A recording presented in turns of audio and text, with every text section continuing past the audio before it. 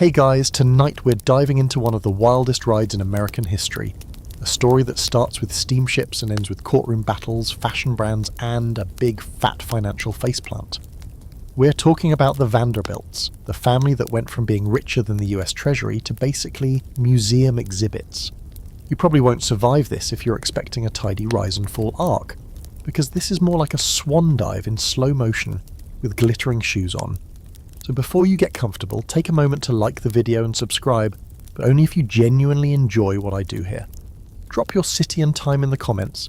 I want to know who's drifting off where tonight.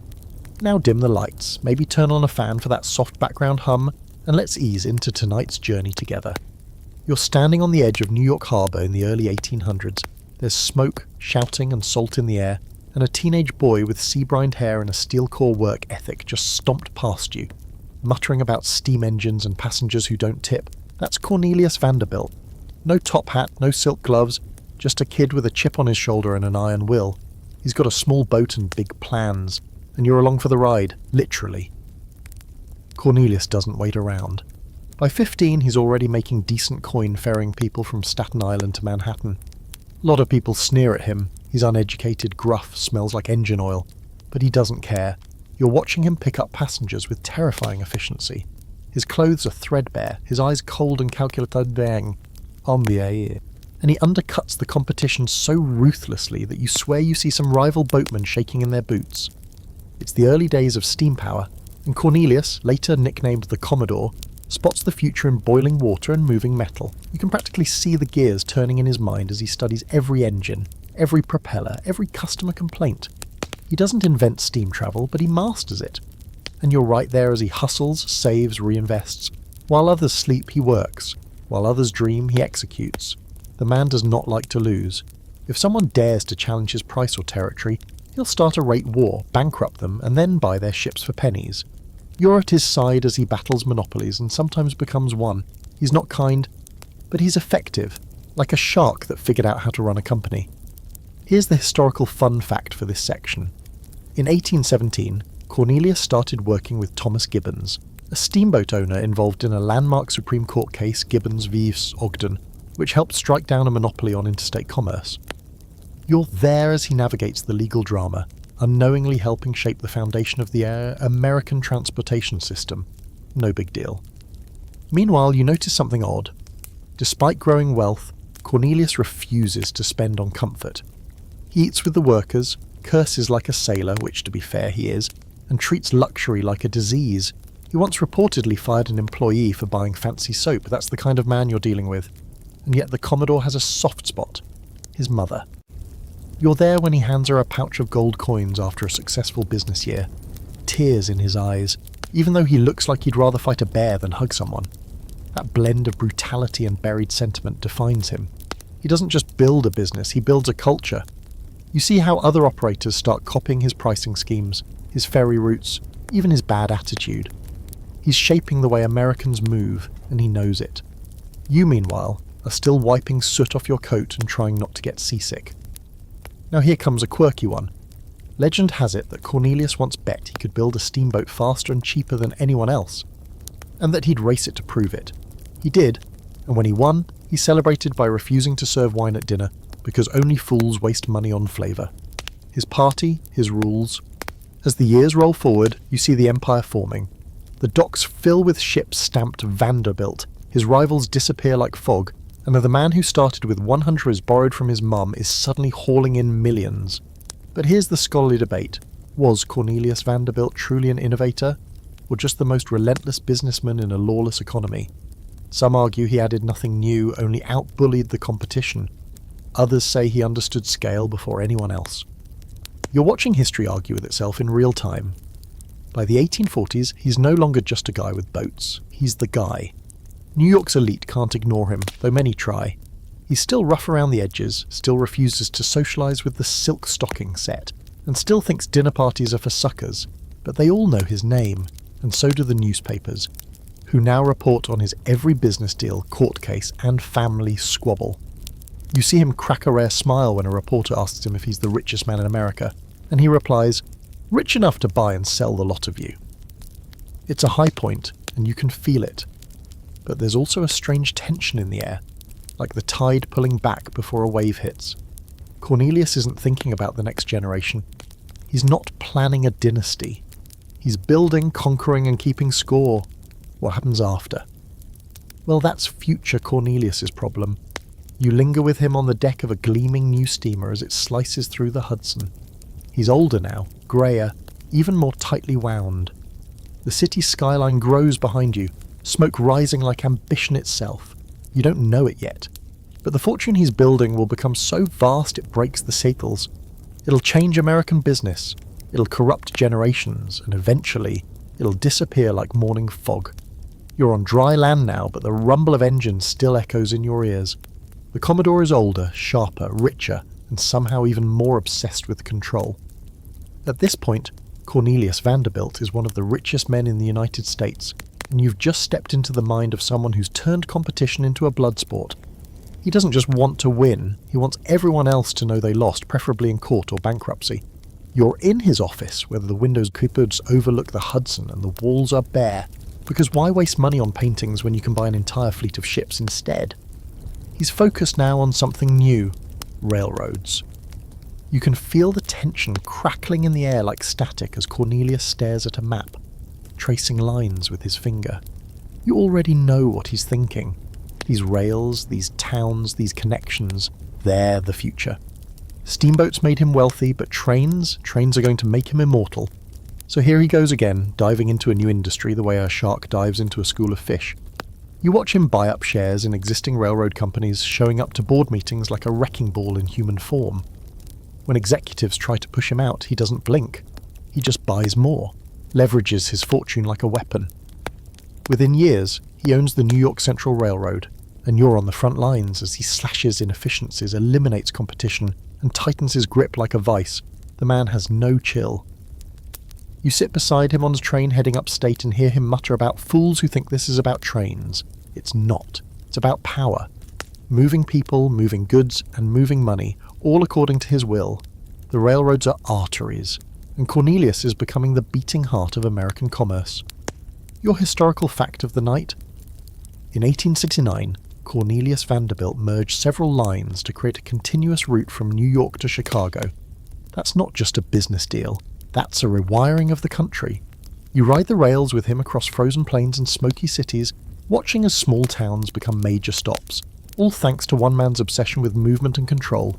But here's something a little offbeat. The Commodore was known to wear the same style of cheap, ill-fitting clothes every day, just to signal that he didn't care about your high society nonsense.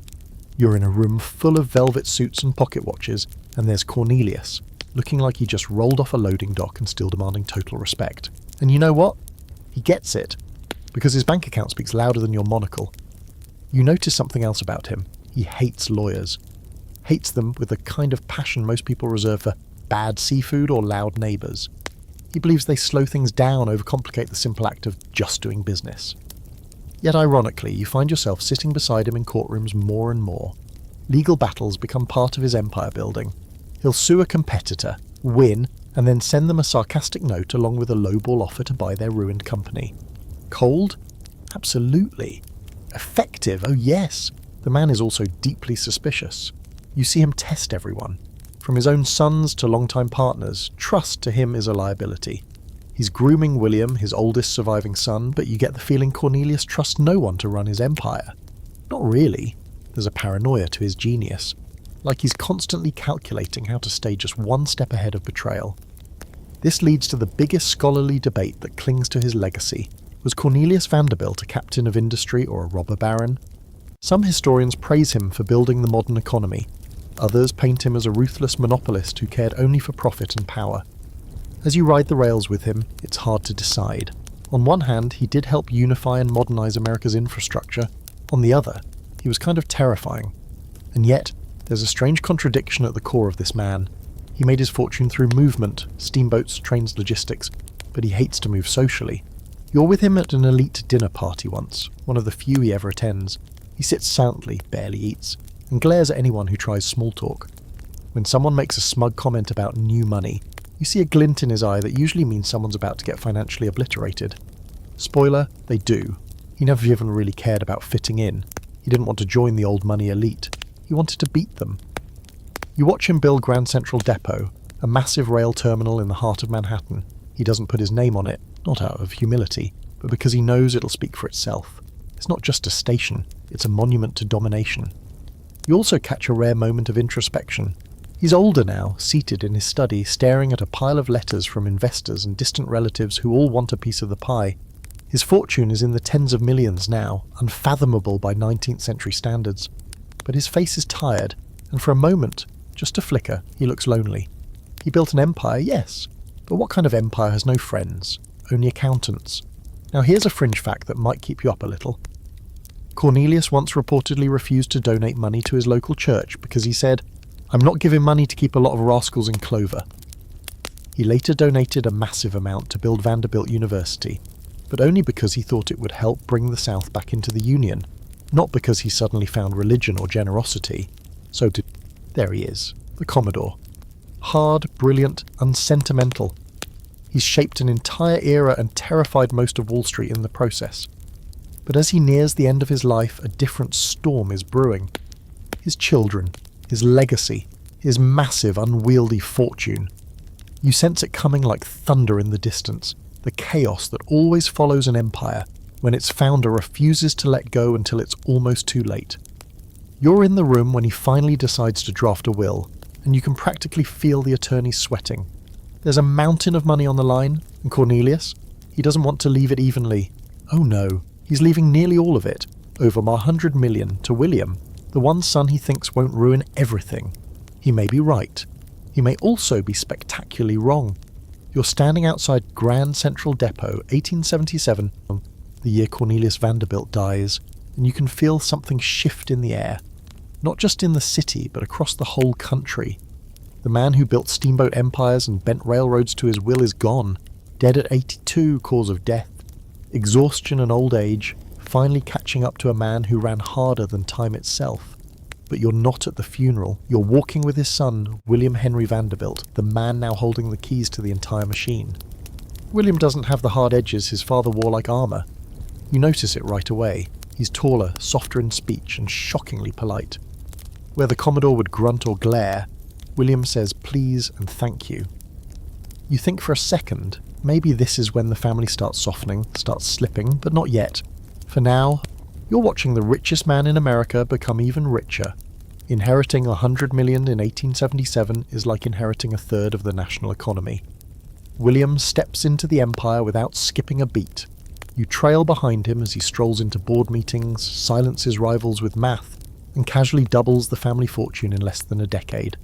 You'd think he'd celebrate, maybe toss a diamond party or buy a kingdom, but instead he gets back to work. He's pragmatic, efficient. You see him cut costs, improve safety, expand service. Where his father used brute force, William uses spreadsheets and calm precision. And here's your historical fact. Under William H. Vanderbilt's leadership, the New York Central Railroad becomes a model of industrial management, paving the way for modern corporate structures. You're literally watching the future of business being written in a room that smells faintly of ink, cigars, and ego. But make no mistake, he's not warm. You're there when a reporter asks him if the public deserves better service from his railroad, and William replies famously, "The public be damned." It's not great PR, but it's honest. He doesn't care about passengers, he cares about profits. He inherited his father's cold logic, even if he doesn't snarl quite as much. He's not flashy either. No wild parties, no marble staircases in the foyer, at least not yet. You watch as he focuses on numbers, not nonsense. It's almost disappointing. You wanted drama, fireworks, at least a scandal or two. But William, he's just quietly becoming richer than any human being alive. By the early 1880s, his net worth is nearing $200 million. That's richer than Jeff Bezos in today's money. If Jeff Bezos never bought any fun things and spent most of his day yelling about track maintenance. And yet, despite all that competence, you can feel it already. The storm clouds forming. The next generation is lurking in the wings, and they're not exactly management material. You're at the dinner table with William watching his children talk about polo and Paris and the next elaborate ballroom installation. The empire is growing, but the heirs? They're already drifting. Here's the quirky detail for tonight. One of William's sons, George Washington Vanderbilt II, used to carry a pet raccoon around in his coat. just casually, at meetings, sometimes at parties. You're trying to follow discussions of dividend reports while a small furry creature climbs over fine china. You can practically hear the ghost of Cornelius groaning in the distance. But for now, William's still got it under control. You're with him in his home office late at night, poring over documents by candlelight. He doesn't sleep much, says he dreams about rail schedules. That's either a sign of genius or madness, but you don't dare bring it up. You're watching a man who knows he's standing at the peak of a mountain, and maybe, just maybe, he's starting to sense how unstable the rocks below his feet really are. Now here's the scholarly tension. William Vanderbilt doubled the family wealth, but some historians argue he planted the seeds of its downfall. Why? Because he expanded without building the kind of structure that could hold things together after he was gone. No long-term planning, no trust systems. Just piles of money and a bunch of very spoiled kids. Still, at the moment, things look golden. You're aboard his private rail car. Yes, he has one. It's upholstered in velvet and filled with imported wine. And he's smiling for once, dear. The newspapers adore him. The economy's booming, and the public, despite being damned, keeps buying tickets. You lean back, drink in the view, and for a second, it seems like the Vanderbilts might actually keep this juggernaut on track forever. But then, heart trouble. It starts small. William begins cancelling appearances, avoiding stressful meetings. You see him gripping the edges of tables a little tighter, reaching for his chest when he thinks no one's looking. And then, in 1885, just 8 years after inheriting the empire, he dies. Heart failure. $45 billion of today's money transferred all at once to a handful of young heirs. And just like that, the lights dim. You're in the drawing room with the heirs, Cornelius II, William K. Vanderbilt, Margaret, Emily. The mood, euphoria. Inheritance letters are opened like Christmas gifts. There's laughter, champagne, horses being ordered from France. You can almost hear the wheels of discipline grinding to a halt. One cousin immediately starts commissioning mansions in Newport. Another begins planning a yacht that can cross the Atlantic. Art collections bloom like mushrooms after rain. No one's thinking about railroads. No one's thinking about dividend strategies. They're thinking about marble bathtubs and who they're inviting to the costume ball. You whisper to yourself, this can't last, and the eerie part, you're right. You're back in New York, late 1880s, and if the ghost of Cornelius Vanderbilt is still watching from somewhere up in industrialist purgatory, he's probably screaming into a silk pillow. Because while the trains are still running and the money's still flowing, the Vanderbilt family has officially shifted gears, from empire builders to empire spenders. And the driver's seat now belongs to Cornelius Vanderbilt II, the Commodore's grandson, and the one who inherits the largest slice of the pie.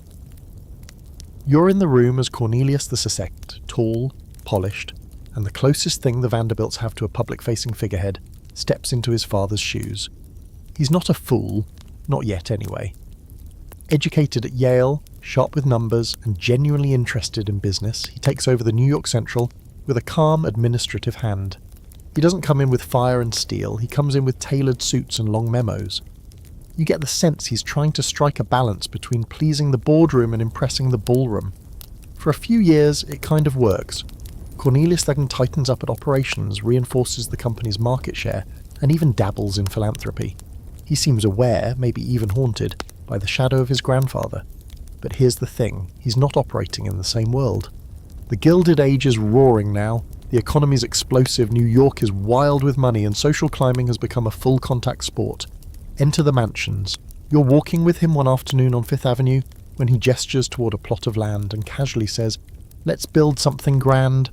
You don't know it yet, but you're standing on what will become one of the most grotesquely opulent homes in American history. The Cornelius II mansion, completed in 1893, is a literal palace. 70 rooms, carved wood ceilings, imported marble, chandeliers that look like they came off the Titanic, except heavier. Historical fact for tonight? At one point, the Vanderbilts owned more real estate on Fifth Avenue than any other family. They practically were the avenue. Walking through it back then was like strolling through an architectural ego contest, each mansion trying to out-gold-leaf the last. You start wondering if the family confused financial legacy with square footage, and you can't ignore the sisters, wives and cousins now fully engaged in the family sport of conspicuous consumption. Alva Vanderbilt, wife of William K. Vanderbilt, steps onto the scene like she's auditioning to be Queen of America. You're at her infamous 1883 masquerade ball, and let's be real, it's not a party. It's a financial airstrike, costing millions, with custom-designed Parisian costumes and champagne fountains that go up like geysers. The event is meant to crush any remaining doubts that the Vanderbilts belong among New York's old money elite. Quirky detail, Alva allegedly ordered her guests to come in medieval attire, and her daughter Consuelo wore a pearl-encrusted dress so heavy it left her bruised. You're sipping your drink, watching a man in full chainmail trip over a tray of oysters, and you start to wonder, is this a celebration or a cry for help? Cornelius II, meanwhile, starts showing signs of wear. You're with him in his study late one evening as he stares out the window. The sound of carriages clattering below. He's wealthier than ever, worth over $70 million by the early 1890s, but you can see it's starting to feel like a burden. He's carrying the whole family name, the business, and the social expectations like a boulder strapped to his back. You ask if he ever thinks about the Commodore. He nods and says, "He'd probably fire me." Here's the scholarly tension we're circling now. Was this generation set up to fail, or did they simply lack the hunger? Historians debate whether the Commodore's laser-focused wealth accumulation actually made the family soft, unprepared for an age where money alone couldn't command respect. Social cachet had to be earned now, and old money families looked down on industrial wealth like it smelled of coal dust. You're at the Opera House, seated behind a line of Vanderbilts in box seats so opulent they have hand-embroidered upholstery just for the armrests. Across the theatre, the Astors and the Schermerhorns are watching, whispering, judging, and the Vanderbilts? They're trying desperately to be let in. That's the irony. All this money and they're still being treated like tourists in high society. But it doesn't stop them, it only fuels the frenzy. Another mansion rises in Newport, then another. Marble House, the Breakers, Idle Hour, homes the size of shopping malls, decorated like Versailles, but somehow less subtle. You walk through one and count 6 different dining rooms, including one reserved just for afternoon meats. You wish that were a joke. Back in the boardrooms, the cracks are beginning. Cornelius II's health is starting to fail. He suffers a stroke in 1896, and from then on his grip loosens. You're in the hallway as whispers start spreading about who will take over, about whether the family has lost its edge. The stock market is wobbling, rail competition is intensifying, and more importantly, the family itself is splintering. Everyone wants a piece, fewer want to work for it. By the end of the decade, Cornelius II is practically a figurehead. William Kay, his brother, is picking up some of the slack, but he's got different priorities, like selling, art collecting, and navigating his increasingly complicated marriage to Alva, who by now has divorced him and married a British duke. You're keeping track of this drama with a notebook and a headache.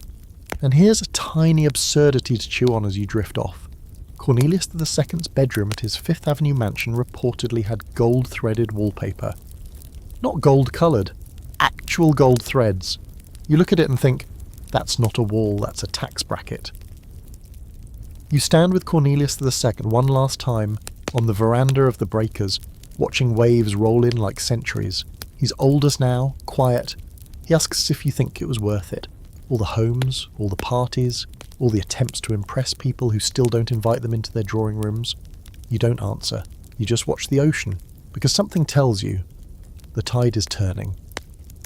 You're in a candlelit drawing room now, early 1889, and William Henry Vanderbilt's oldest son, Cornelius II, has just died.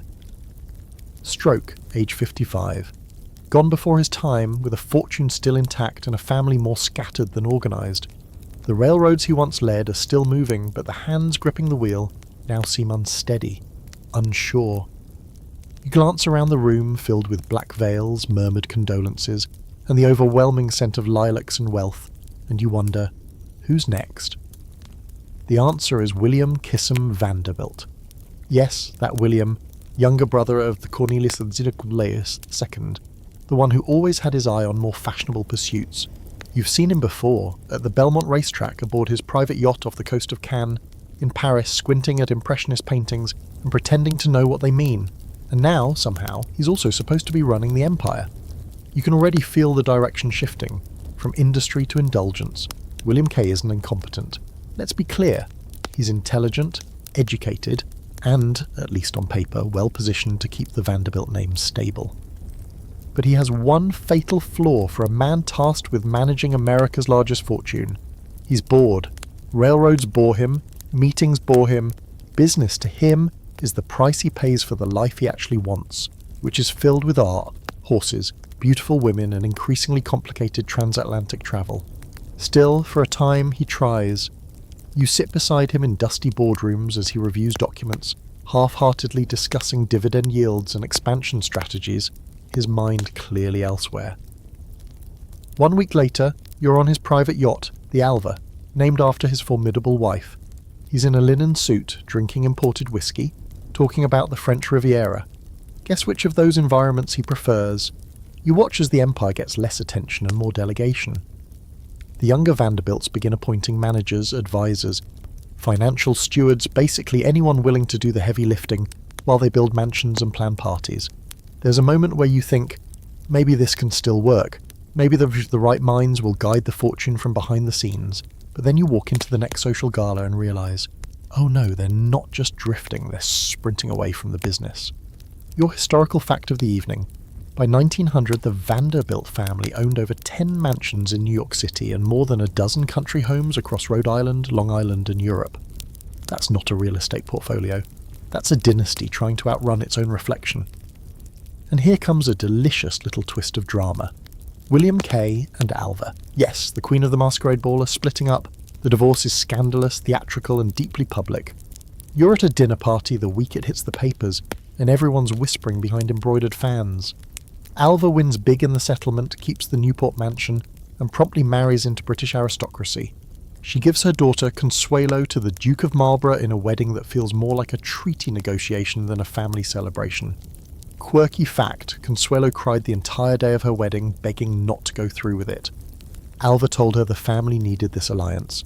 Money for title, title for status. You're standing at the back of the cathedral watching a girl get locked into a castle-shaped cage and wondering just how far the Vanderbilts are willing to go to be accepted by a world that still calls them nouveau riche behind their backs. Meanwhile, William Kay is travelling more, caring less, and spending like there's no tomorrow. Art collections swell, yachts multiply, and horse racing becomes practically a full-time job. You ride with him to his Long Island estate, where the stables are nicer than to most hotels. He talks about bloodlines, not of humans, but of thoroughbreds. This is when the scholarly debate really kicks in. Did William Kay Vanderbilt fail the family empire by walking away from the business, or was he merely playing the role that was expected of him in the Gilded Age's final act? Some argue he was a product of the times, a wealthy heir doing what wealthy heirs did. Others argue he had the brains and power to stabilise the family, and simply chose not to. You sit in this tension like fog, wondering whether this was inevitable or just tragic. And here's something to haunt you as you try to sleep tonight. By the early 1900s, the Vanderbilt family's annual household expenses across all properties were estimated to be over $20 million. In today's money, that's nearly $700 million per year just to exist in opulence. You're standing in the hallway of the Breakers, where the lamps are gold, the ceilings are hand-painted, and you've just overheard someone complain that the caviar is a touch too warm. The business, meanwhile, is starting to lag. Competition is heating up. Other rail tycoons, like James J. Hill and E.H. Harriman, are fighting hard and dirty, cutting into Vanderbilt territory. You're watching the empire drift, unmanaged, slowly losing ground while the family holds another costume ball. The stock begins to wobble, revenues shrink. Still, the parties go on. You meet the next generation, young Vanderbilts who've never seen a coal train in their lives. They're educated in Europe, fluent in 3 languages, and absolutely incapable of budgeting. You sit through a conversation where someone seriously suggests adding an indoor lake to a new mansion design. You're not sure whether to laugh or cry, and yet the name still holds weight. Vanderbilt still gets you past the velvet ropes, still earns you respect at Harvard, still opens gallery doors in Paris. But something feels different now, hollow. Like everyone knows the engine is still moving, but no one's sure if anyone is still driving the train. Toward the end of William Kay's life, he sells off many of his railroad shares, quietly. He claims it's part of a restructuring, but you know what you're seeing. He's bowing out. The Commodore's legacy, passed from hand to hand like a hot coal, is now being scattered across heirs who think managing a railroad means picking which wine to serve in the first-class car. You're with him one final time on the veranda of his sprawling Long Island estate. He's older, paler, his once dark moustache streaked with white. He tells you he never really wanted to run the empire. He only ever wanted the freedom it promised. Then he laughs, coughs, and says, "Funny thing is, even with all this money I never felt free." And with that he leans back in his chair, watching the sun slip down behind his perfectly manicured gardens, still not realizing just how fast the ground is crumbling beneath the family's feet. You're no longer in the boardroom, no longer on the rails, no longer in the company of hard-eyed businessmen with train schedules and ledgers in their hands. You've officially crossed over into a different world now, a world of silk slippers, oil paintings the size of billboards, and people who spend more time planning cotillions than attending meetings. Welcome to the next generation of Vanderbilts, the ones who, instead of building the empire, are now sipping champagne on top of it. You're at a party in Newport and it's absurd. Actually no, absurd is too tame a word. It's violent in its extravagance. Alva Vanderbilt may have moved on, but her legacy of over-the-top social warfare is still echoing through every corner of the Gilded Age. Tonight, you're in the Marble House, a $7 million summer cottage with gold-leaf panelling, imported Italian marble, and a ballroom that could fit an entire orchestra and they still have room for 300 guests to waltz without collision. And leading this parade of indulgence is the next crop of Vanderbilts. Cornelius III, Alfred Gwynn, Gertrude, Reginald, and more names that sound like they were invented for a Jane Austen spin-off. You're walking among them, and it's immediately clear. None of them know how the money was made, but all of them know how to spend it. And spend it they do. You're surrounded by custom European furniture, monogrammed linens, and gowns that require separate staff just to be carried upstairs. The party has a mechanical swan centerpiece that breathes steam and flaps its wings every hour on the hour. Because why not? The historical fact for tonight. In 1892, when the Marble House was completed, it was the most expansive private home in America. Alva commissioned it not just to live in, but to declare war on the Astors and the other social royalty who still looked down on the Vanderbilts. This wasn't just a house, it was a siege weapon. And it worked, sort of. The Vanderbilts weren't exactly embraced with open arms, but the old money crowd could no longer ignore them. You're standing at a dinner party where Caroline Astor, the original gatekeeper of New York society, is forced to nod graciously as a Vanderbilt son tells a story about his yacht nearly running aground near Sicily. It's awkward, forced, and deeply satisfying. Meanwhile, you start to see the family splitting along new lines. There are the builders, those rare few still clinging to the old ways, still involved in business, still trying to manage the legacy. And then there are the butterflies, the socialites, the heirs, the ones for whom wealth is air and consequence is optional. You move between them like a ghost, watching how differently they live. One cousin is giving a lecture on industrial innovation at Columbia. Another is trying to fund a personal zoo in the middle of New Jersey. And here comes one of the wildest characters in the batch, Reginald Claypool Vanderbilt. Even his name is drunk. You meet him at a racetrack, cigarette dangling, eyes bleary from the night before. He's charming, devastatingly so, and utterly hopeless. His passion? Horses. Gambling. Not necessarily in that order. You spend an afternoon with him in Saratoga Springs, and by evening he's lost what would today be $500,000 on bad bets and worse whiskey. Quirky fact? Reginald was known to keep a pet monkey dressed in velvet at his estate. It once bit a guest. No one seemed to mind. In fact, someone made a tiny hat for it afterward. And that's the energy now. There's no real sense of consequence. The money seems endless. Homes are built, then abandoned. Furniture is shipped from Europe only to sit in drawing rooms no one uses. You walk through the Builtmore Estate in North Carolina, built by George Washington Vanderbilt II, and it feels less like a home and more like an ego carved into stone. 250 rooms, indoor pools, a bowling alley, and books, thousands of them, many of which the owner never had time to read because he was too busy collecting more books. You find it impressive and exhausting. Here's where scholars love to argue. Was this all just lifestyle creep? Or were the Vanderbilts consciously trying to build an American aristocracy? Were they buying homes or status? There's evidence on both sides. Some historians say it was insecurity, a desperate scramble to prove they belonged at the top. Others argue they saw themselves as cultural patrons, supporting architecture, the arts, and philanthropy in the only language they understood, money. Meanwhile, you're watching the businesses start to slide. Railroads are being regulated, labour strikes are growing, and the gilded edges of the industrial age are starting to tarnish. You're in a meeting where a Vanderbilt executive suggests diversifying investments, and no one listens because someone just brought in the newest style of French eclair and the wallpaper is distracting. The money's still there, but the structure isn't. It's like watching a sandcastle slowly soften at the edges as the tide creeps in. Still, they throw parties. Oh, do they throw parties? You attend a ball where the dining room ceiling is covered in real roses, and a quartet plays underwater in a glass tank. One Vanderbilt cousin attempts to organise a dinner party on a hot air balloon, which sounds like a joke until you're 50 feet above Newport, staring down at the sea with a tiny fork in your hand and a perfectly chilled grape in your mouth. You think of the Commodore, of Cornelius Vanderbilt, who once refused to spend more than a few dollars on his own clothing and thought monograms were a waste of ink. You imagine what he'd say if he could see this generation, probably something short-barked and followed by the sound of a chair being thrown. And yet, there's something beautiful in the madness.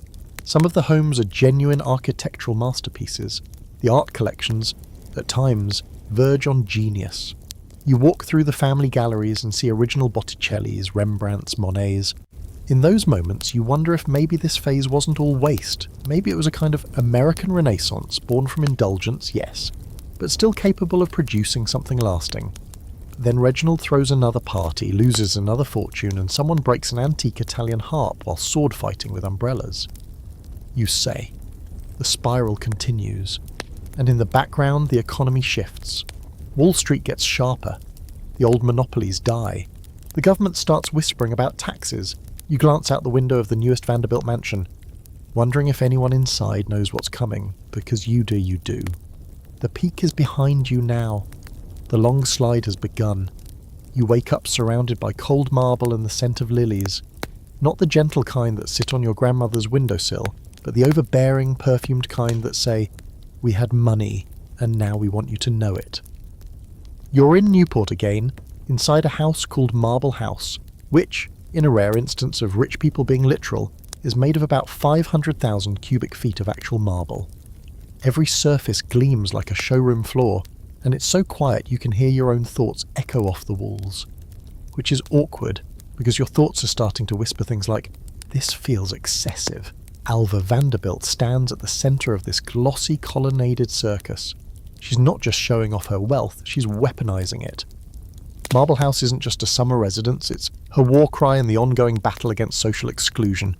You're with her during a private walkthrough before a party, and she points at the ceiling like it's a war map.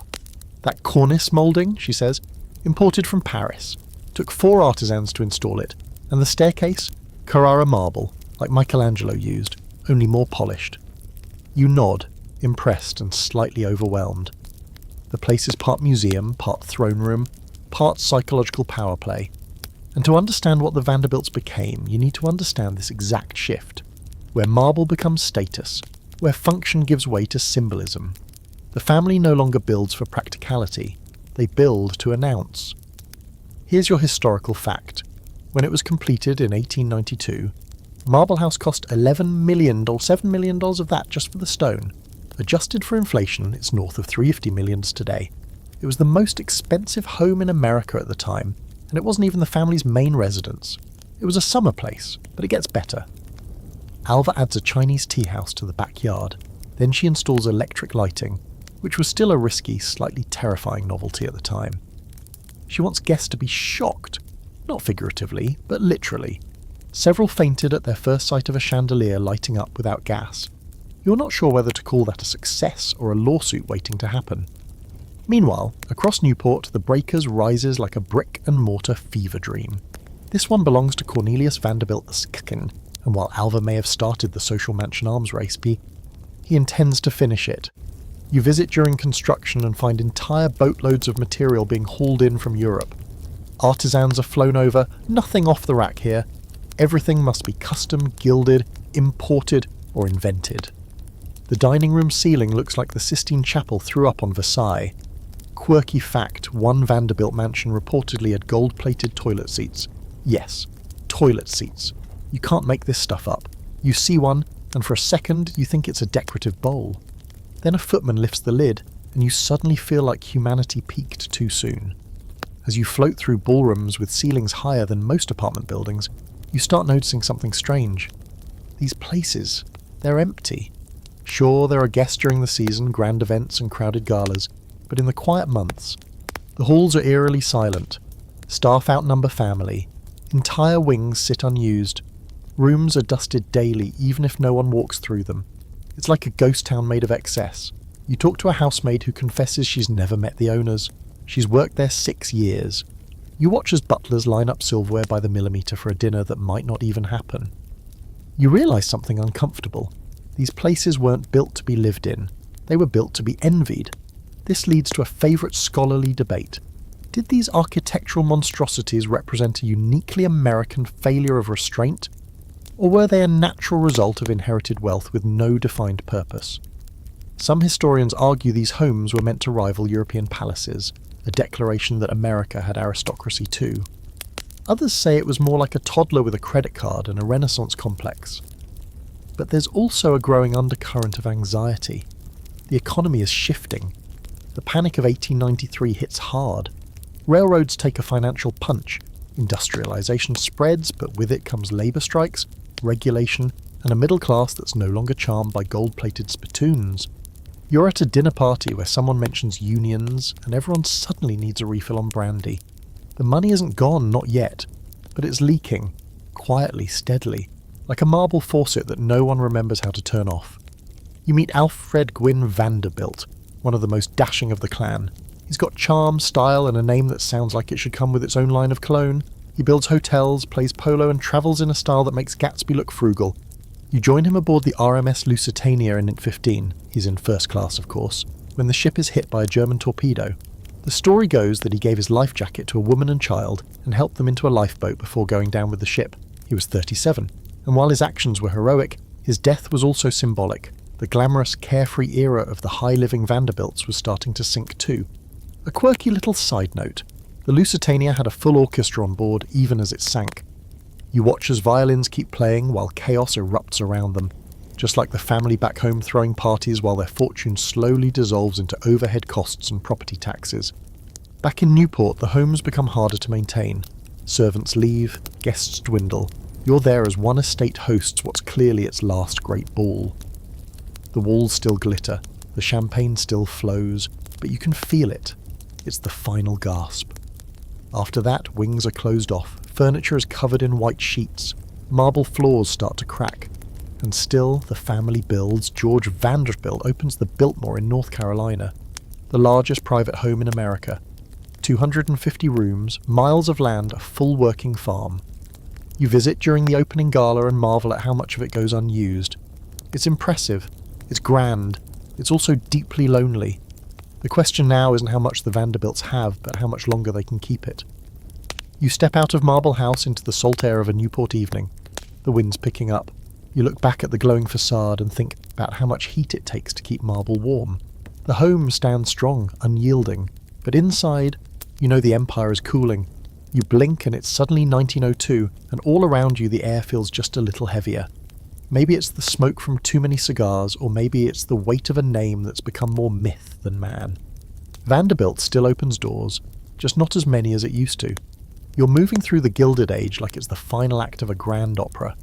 The chandeliers are still lit, but the orchestra's just coasting through the motions now. The singers, off-pitch, the audience, checking their watches. Tonight you're in yet another Fifth Avenue mansion, and once again you've got gilding on the walls, caviar on toast points, and someone complaining about the unrefined cut of this year's emeralds. You wonder for a moment if any of them realise the world outside is changing faster than the servants can refill their drinks. Because while the Vanderbilts are still desperately playing dress-up with European nobility, the Industrial Revolution is punching forward with the steel, electricity, and most importantly, new money. And that's when it hits you. Hard, right between the silk gloves. The Vanderbilts may still have piles of cash, but what they never fully got was status. Not the real kind, anyway. You're in a ballroom watching Cornelius III dressed like a Renaissance prince, still trying to charm the same elite circles that had always considered his family vulgar. You overhear an Astor woman whisper, "Nice family," for shopkeepers. The sting is palpable. You glance at Cornelius, but he's smiling too wide to let it show. It's been decades, and still the social aristocracy treats the Vanderbilts like interlopers. Which, to be fair, they kind of were. Cornelius the Commodore made his money in transit, boats, trains, shipping, the hard, grimy stuff. The Astors made theirs in real estate, old trades, things you could do with gloves on. It's the difference between oil under your nails and perfume on your cuffs. One builds America, the other hosts the dinner parties. Tonight's historical fact: despite all the Vanderbilt's wealth, they were never considered the de facto social leaders of the Gilded Age. That title belonged to Caroline Astor and her infamous 400, the supposed number of people who really mattered in New York. At first, the Vanderbilts weren't even invited. It took Alva's infamous masquerade ball and years of bulldozing to inch their way in. You're starting to see the cracks, and not just in the facades of their many mansions, the financial cracks, the reputational ones, the quiet rumours that someone's had to mortgage the summer home, that another cousin quietly sold a few Rembrandts to pay off debts. It's subtle, polite, wrapped and murked in silk, but it's happening. You stroll the halls of the breakers and notice that only a few rooms are actually being used. Others are sealed, the furniture covered, the staff reduced. And yet the public face is maintained. The invitations still go out. The champagne still flows, the orchestras still play. But the music, slightly off-tempo. Then you meet Gertrude Vanderbilt Whitney, one of the few shining stars of the generation. Sculptor, patron of the arts. Actual talent, if you can believe it. She's not interested in tea dances or yacht races, she wants to create. You step into her Manhattan studio, and it's the first time in hours that you don't feel like the floor is sagging under the weight of inherited expectations. She's fiercely independent, politically progressive, and allergic to the empty rituals of high society. Quirky fact. Gertrude once commissioned a statue of a nude male figure for a public park, and it scandalised New York so deeply that protests broke out. You watch her stand calmly as critics shout about morality and decency, and she just keeps chiselling away like she's shaping her own future from marble. Gertrude's work eventually leads to the founding of the Whitney Museum of American Art, an institution that actually lasts. Unlike so many of the family's fleeting possessions, this becomes something real. Something that contributes beyond its reflection in a gilded mirror. And you realise, maybe the problem with the Vanderbilts wasn't that they were rich, it's that so few of them knew what to do with it. You're back at another dinner, now hosted by Gladys Vanderbilt and her Austrian prince husband. Yes, that happened. The family starts marrying into foreign nobility like they're trying to buy themselves into a European fairy tale. But even that comes with caveats. The European aristocracy is broke, and the Vanderbilts are hemorrhaging money. It's not so much love matches as mutual bailouts, titles for dollars. You sip wine and listen to a count from Belgium complain about American manners. Meanwhile, you're pretty sure he's wearing shoes purchased by a Vanderbilt dowry. It's an awkward symbiosis. The old world's grandeur, feeding on the new world's money, while both decay in slow motion. And here's your scholarly debate for the night. Did the Vanderbilts fail because of excessive wealth with no moral compass? Or because America itself was never built to sustain dynastic power? Some argue it was their arrogance, others their detachment, but some say it was just the nature of capitalism, ever-churning, never satisfied, always replacing the old with the new. The Commodore conquered in one age, his descendants tried to rule in another. Outside, the skyline is changing.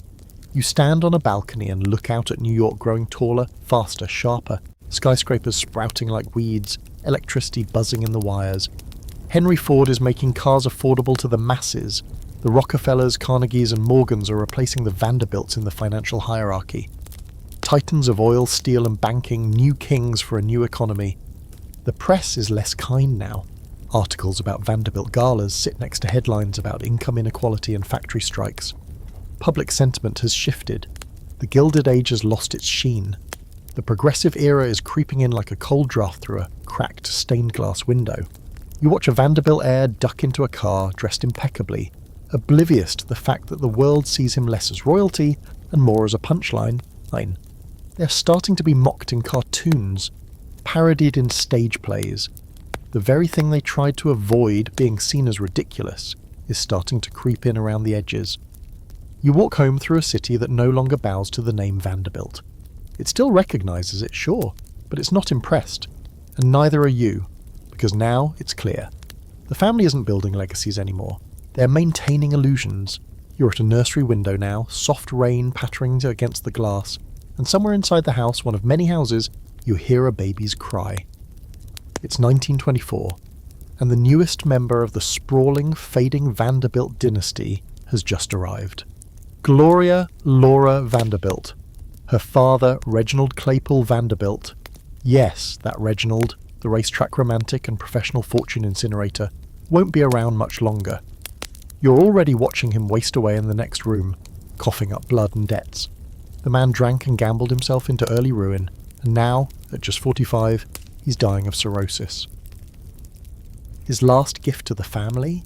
A mountain of IOUs, and a daughter who will carry the name further than any of them could have imagined. Gloria is born into a family where the money is still vast, but rapidly thinning, like a grand old painting that's starting to peel at the corners. You're standing in the hallway of their Manhattan home, and it's gorgeous, yes, but if you really look, you notice the silence. Rooms closed off, staff reduced, everything polished but hollow, like a museum pretending to be a home. Her mother, also named Gloria Morgan Vanderbilt, is young, shockingly young, just 19 at the time of her daughter's birth, and barely more prepared for motherhood than she is for managing a multi-million-dollar trust. You watch her fidget with her gloves, laugh a little too loudly at parties, and dodge questions about finances. Her solution to grief, it seems, is a return ticket to Europe. And suddenly, little Gloria is no longer being raised by parents, but by nannies, tutors, and lawyers. Your historical fact tonight: upon Reginald's death, Gloria, at just 18 months old, inherits a trust fund worth around $4 million. In today's terms, that's over $80 million. Not bad for someone who still needs help tying her shoes, but the money becomes more of a curse than a blessing. Almost immediately, a power struggle begins. Her mother wants to control the trust in the child.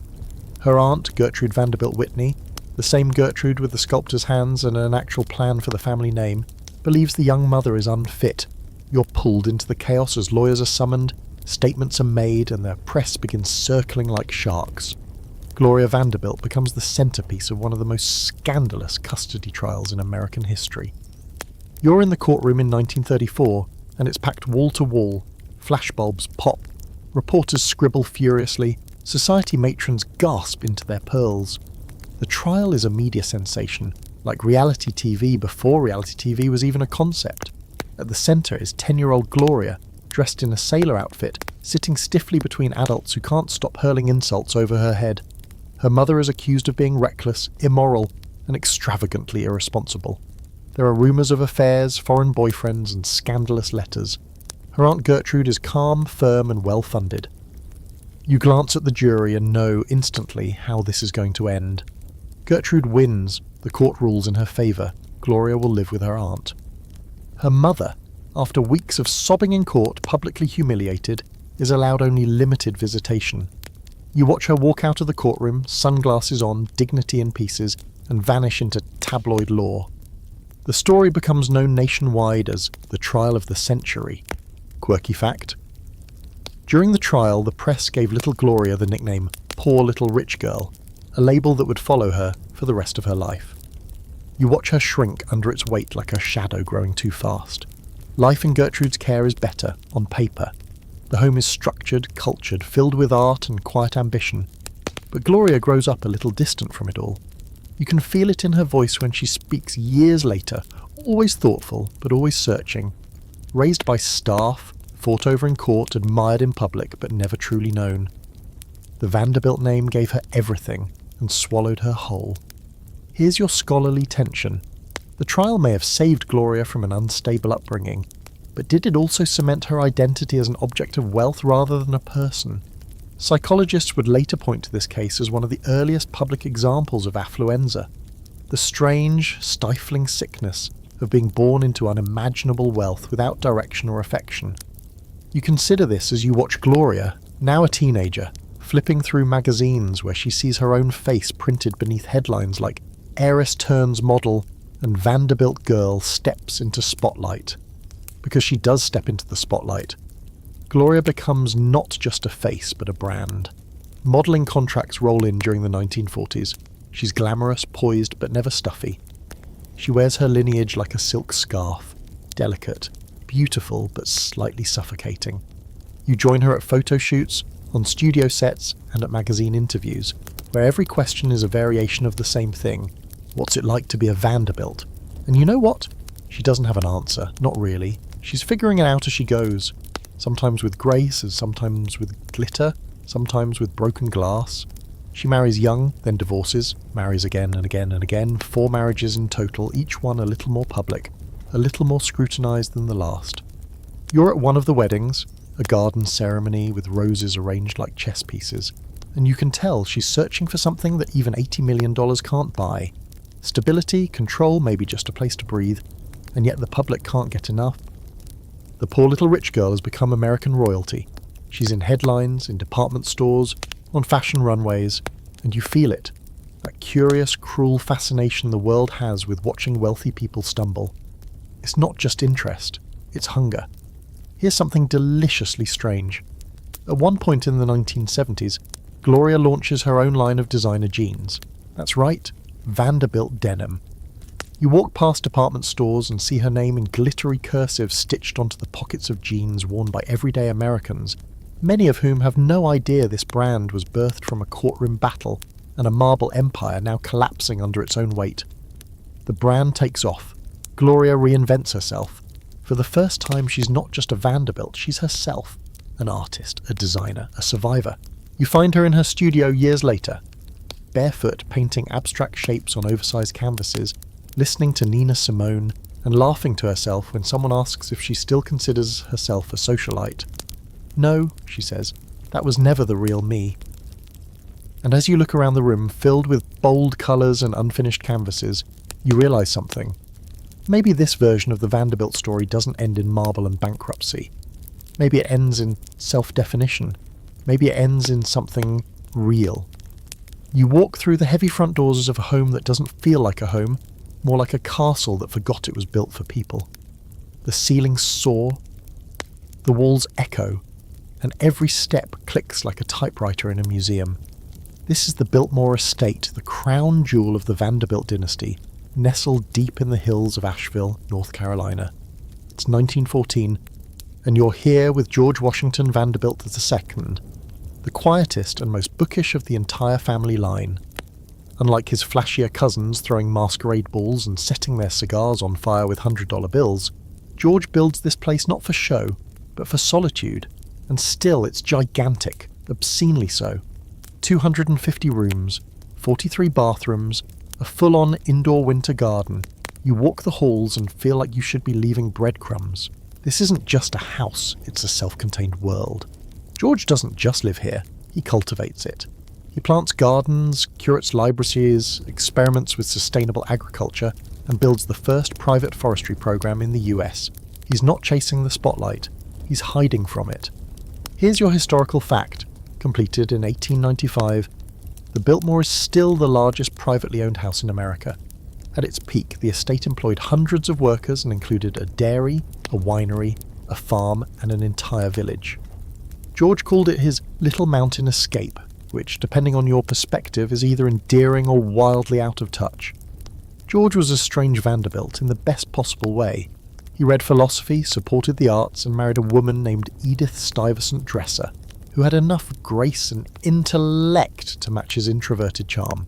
You're with them during their early years at Builtmore, and while the other Vanderbilts are busy posing for society pages, the pair are hosting quiet dinner parties and discussing Tolstoy by candlelight. There's a gentleness here, a sense that, if the empire had more George, it might have taken a different path.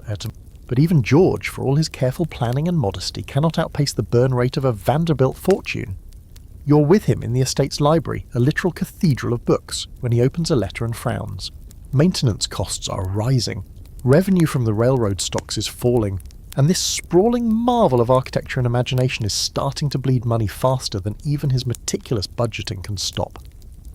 And here's the open scholarly debate. Was Builtmore an act of enlightened patronage, or just another symptom of the family's inability to live within reasonable human limits? Some see George as a tragic hero, building something beautiful in a world obsessed with flaunting. Others say Builtmore, for all its charm, was just another oversized mausoleum built on old money and stubbornness. You're beginning to see both. In Up to 12, George and Edith travel to Washington, D.C., and on the return trip, George falls ill. It's sudden, unexpected. Within weeks, he's dead. Appendicitis turned peritonitis.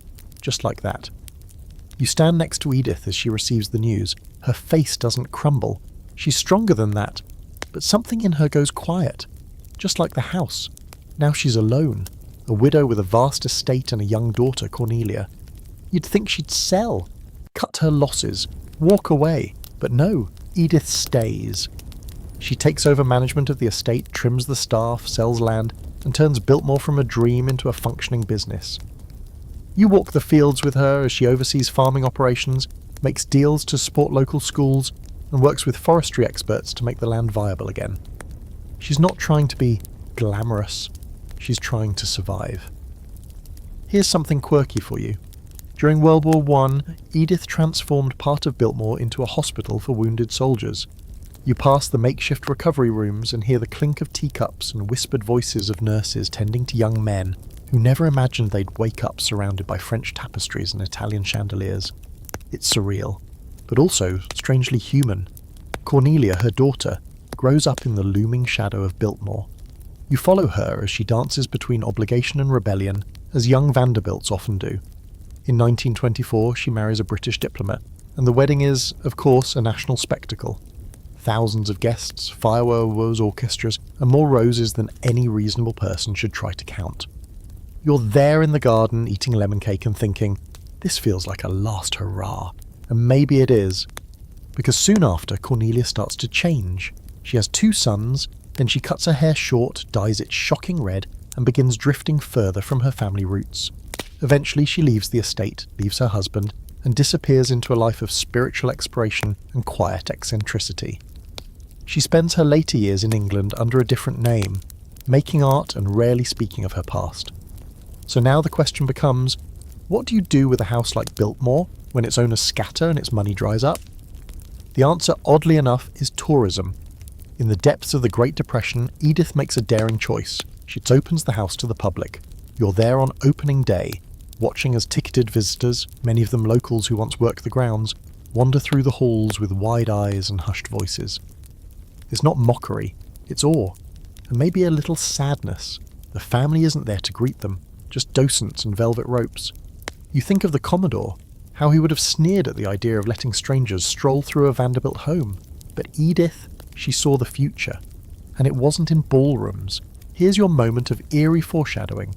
As the estate becomes a public attraction, it also becomes a time capsule.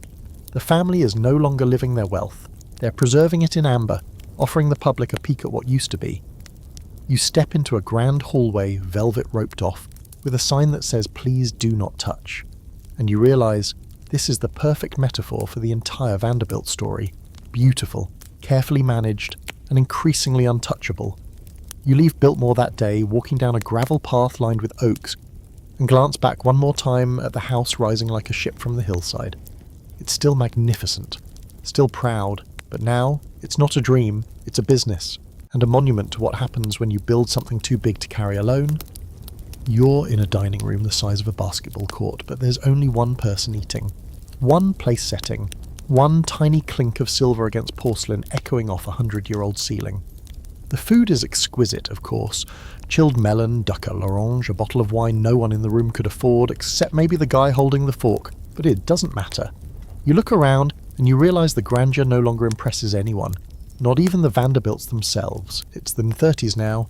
The Great Depression has come and stayed like an unwanted house guest. The once indestructible Vanderbilt wealth, well, let's just say the cracks aren't just metaphorical anymore. You run your hand along the moulding in a Vanderbilt mansion and feel the paint chipping. The homes still look magnificent in the papers, sure, but the halls are quieter. Staffs are smaller. The guest lists have thinned out, and suddenly, being rich isn't just unfashionable, it's dangerous. You're walking through one of the Fifth Avenue houses, and something's missing. Several somethings, actually. The Rembrandt from the drawing room? Gone. The silver candelabras from the grand staircase? Gone. All sold, quietly, discreetly, and desperately. One cousin sells off entire rooms to European collectors, another simply abandons the mansion altogether, locks the doors and leaves like a tenant late on rent. Here's your historical fact. By the end of the 30s, most of the original Vanderbilt homes in Manhattan, the palatial monuments that once lined Fifth Avenue like marble dominoes, had been demolished. torn down, erased. In their place, office buildings, apartments, department stores. The most famous American dynasty of the 19th century was being bulldozed to make way for the 20th. The fall isn't cinematic, there's no big explosion, no scandal that sets the world ablaze. It's quieter than that. It's attrition. 1,000 small failures stacked one on top of the other until they look like destiny. Poor investments, lavish lifestyles, a family spread too thin, too distracted, too entitled to notice that the world no longer cared about the name on their monogram towels. You're with Alfred Gwynne Vanderbilt Jr. He's now the son of the one who went down on the Lusitania, and he's trying, bless him. He's still got the charm, the posture, the wardrobe. He keeps the name afloat with horse racing, society events, and business appearances, but even he knows it's a performance. You catch him between meetings, staring at a budget sheet, muttering about upkeep costs and estate taxes. And here's the quirky fact of the evening. One Vanderbilt heir allegedly used to bring a full staff, including a footman, a valet, and a personal chef, just to attend a weekend at someone else's house. When asked if it was really necessary, he replied, "One can't simply not arrive properly." That man would have a heart attack if he saw what the family estate books look like now. You're sitting across from a Vanderbilt widow, elegant, composed, and chewing through what used to be priceless family heirlooms. Not literally, of course, but figuratively. The jewels, the paintings, the furniture, the estate lands, all for sale. You ask her how it feels to let it all go, and she replies, "Oh darling, it's not letting go, it's not drowning." And that's the mood now. This isn't about pride anymore, this is survival. Quiet, sophisticated panic with a silver spoon in its mouth. Here's the scholarly debate. How does generational wealth disappear? Is it mismanagement, or is it simply entropy? Economists like to point out the classic shirt sleeves to shirt sleeves in 3 generations trope, and that Vanderbilts might as well be the poster children. But others argue that no fortune, no matter how vast, can withstand cultural revolution, economic collapse, and a total disinterest in stewardship. Because that's the real issue. The Commodore built his empire by controlling every bolt, every schedule, every cent. His descendants couldn't be bothered to attend a board meeting without a brunch buffer. You imagine Cornelius Vanderbilt rising from the grave, walking into the family estate office, and firing everyone, including the flowers. And then you meet someone who's trying, a descendant, distantly related, who's launched a preservation initiative.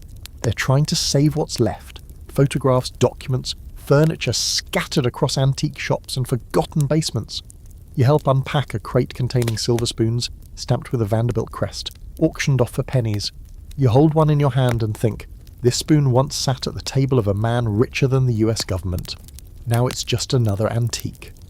You visit the remnants of a mansion once owned by William K. Vanderbilt. The building's gone, replaced by a glossy hotel, but buried in a nearby park is a small marble plaque that reads, "Here once stood one of the grandest homes in America." People jog past it without looking. There's something ghostly about all of it. Like the family exists in 2 dimensions now, in history books they're legends, in the real world they're mostly gone. Not dead, just dispersed.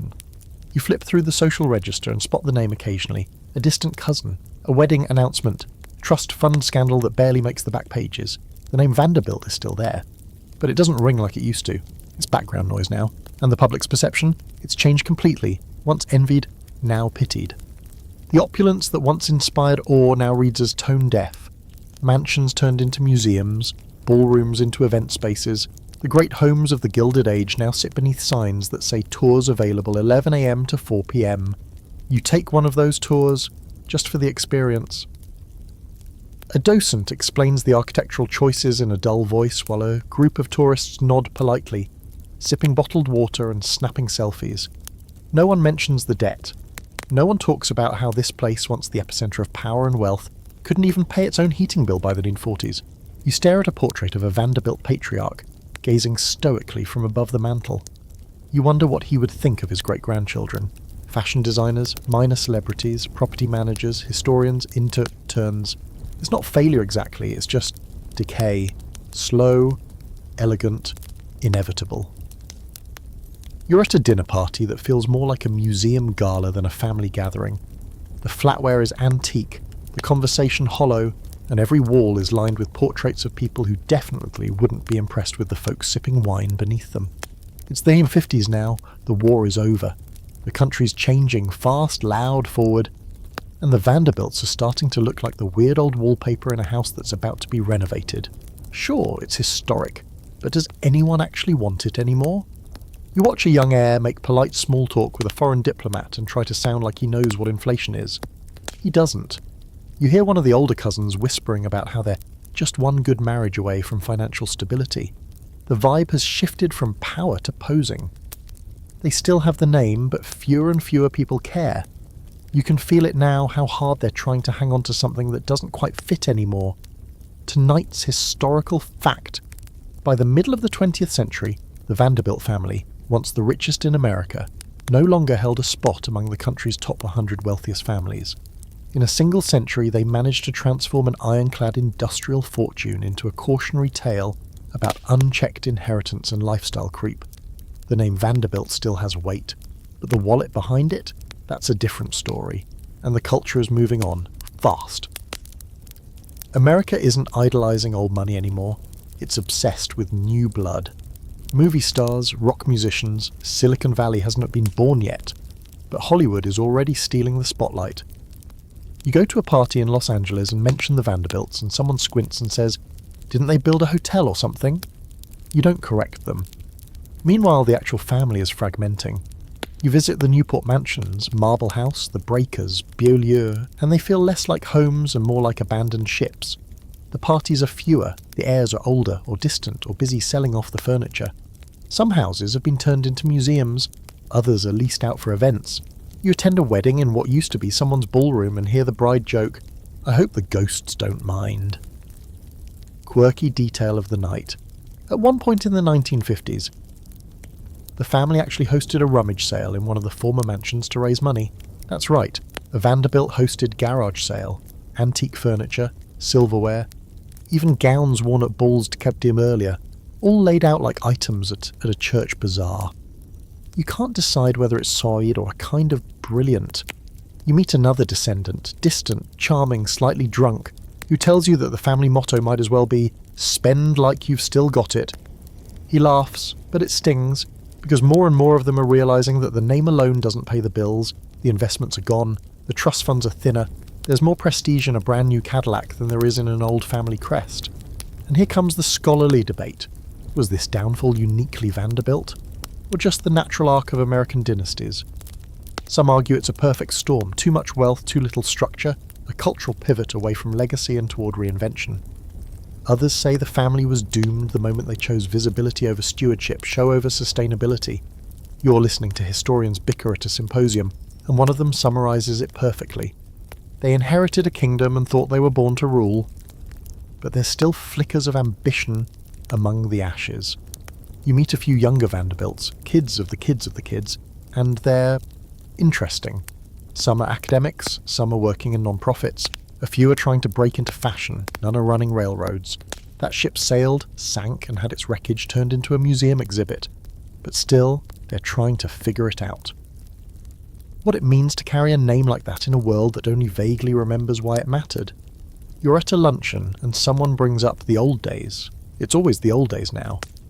The conversation drips with nostalgia, about servants in white gloves, balls with hand-calligraphed invitations, horses being paraded on private lawns like living ornaments. But you're not convinced anyone really misses that world. Not even them. It was beautiful, yes, but heavy, performative, and expensive as hell. Outside, America is booming with suburban growth, consumer credit, and shiny new everything. New York's skyline is morphing, and you walk past where the Vanderbilt mansions once stood, now replaced by glass towers and chain stores. You stop in front of the department store that replaced the Cornelius mansion and see tourists buying designer handbags. Not one of them knows they're standing on the ghost of Gilded Age royalty. Inside Vanderbilt University the name still holds, but even there it's more honorary than personal. The students aren't related, they're not heirs, they're just kids who worked hard and earned a spot. The institution outlived the family. And maybe that's the most Vanderbilt thing of all. The money built something that didn't need the name to last. Your quirky fact. One of the last big family reunions had to be held at a hotel. There weren't enough family-owned properties left large enough to host everyone. It wasn't even a fancy hotel. Just nice. Clean. moderate, which for this clan might as well have been a slap in the face. And through it all, the world keeps turning. You realise the Vanderbilt story is no longer one of industrial might. It's a meditation on impermanence. You see their portraits in auction catalogues now, their furniture on eBay. One of Alva's tiaras sold at Sotheby's for a fraction of what it once cost to insure it. Even their archives, letters, telegrams, invoices are being digitised by strangers. The family's legacy now lives on in metadata and guided tours. You walk past the remnants of the breakers, now a public museum. A tourist stops and says, "Wow, can you imagine living here?"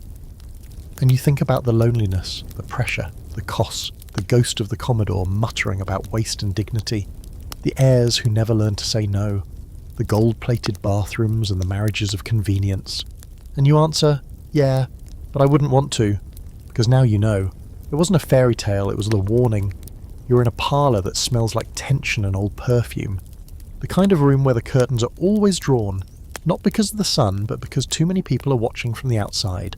It's the 1930s again, and this time you're not in a marble mansion or sprawling estate. You're somewhere far less comfortable, a family meeting. Not the warm kind with cookies and photo albums, but the kind where lawyers hover in corners and everyone's smiling too hard because there's too much at stake to show real emotion. This is where the Vanderbilt family feud era really starts to sink its teeth in. You thought the financial decline was dramatic? Just wait. You haven't seen anything until you've seen what happens when this many rich people start fighting over what's left. The empire might be fading, but the appetite for power, property, and parental favour still very much alive.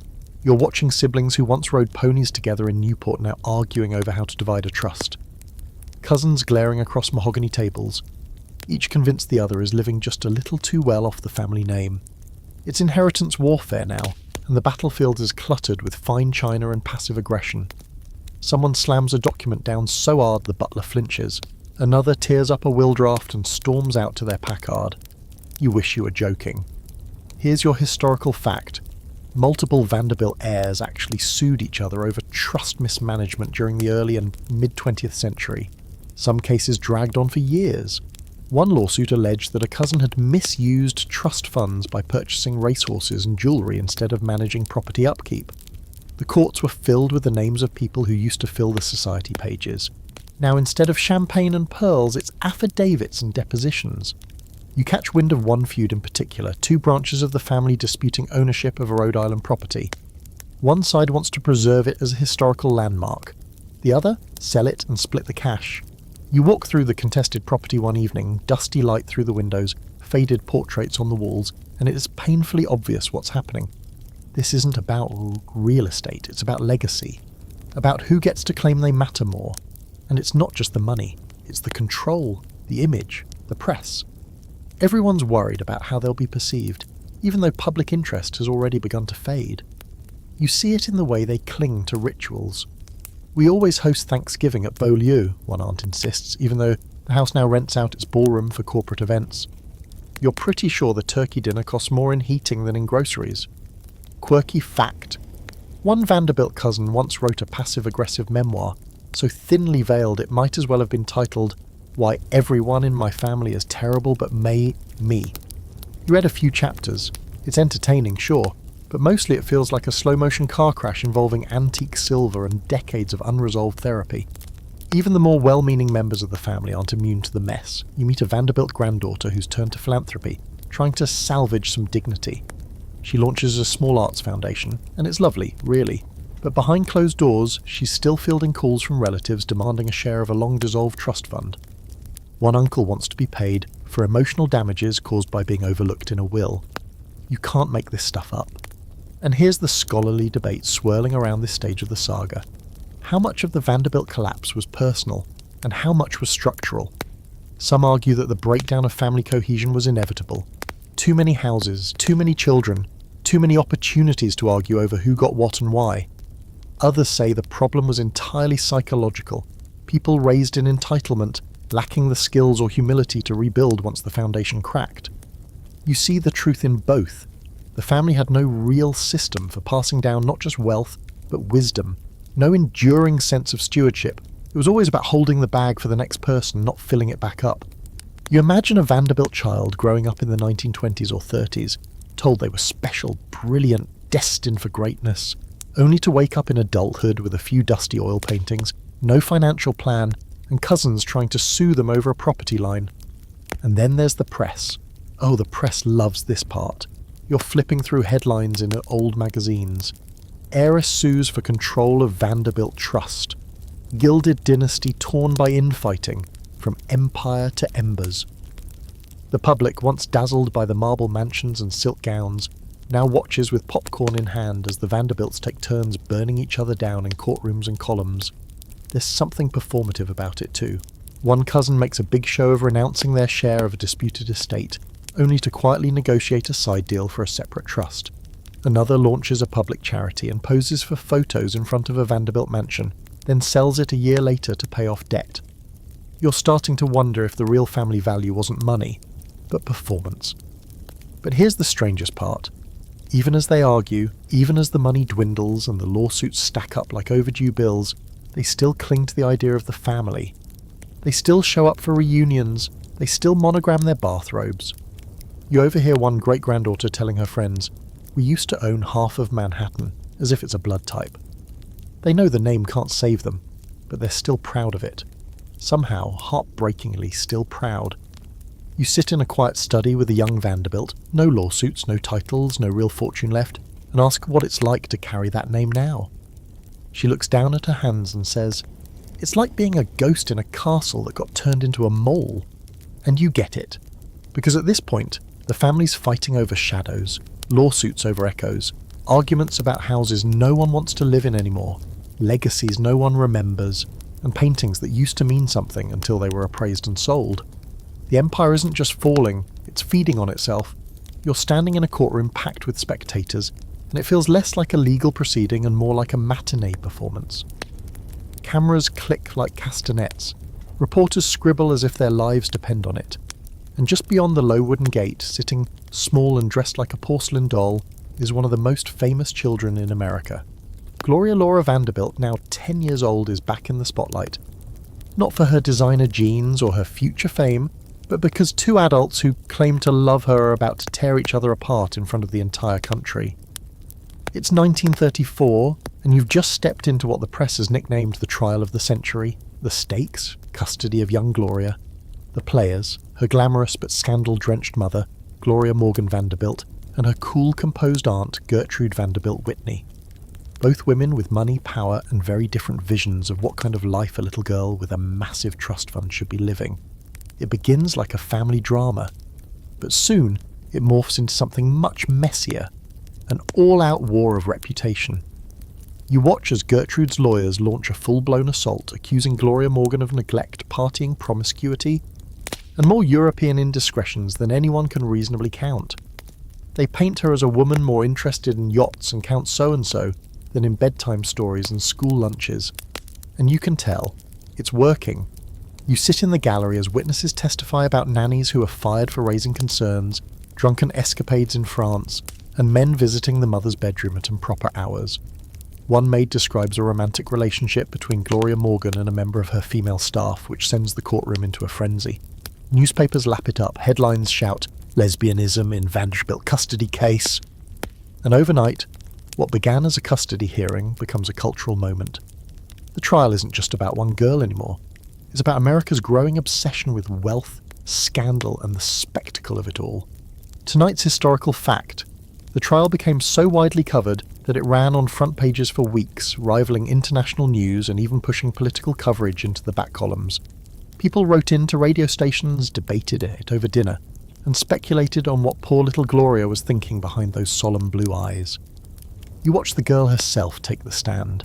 She speaks softly, eyes down, clutching a handkerchief as big as her face.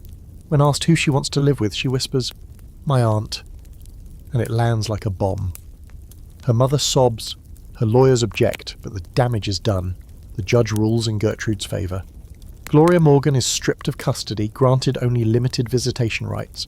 She walks out of the courtroom wrapped in fur, head held high, but inside you can see she's hollowed out, humiliated, labelled, and, perhaps unfairly, cast as the villain of the American imagination.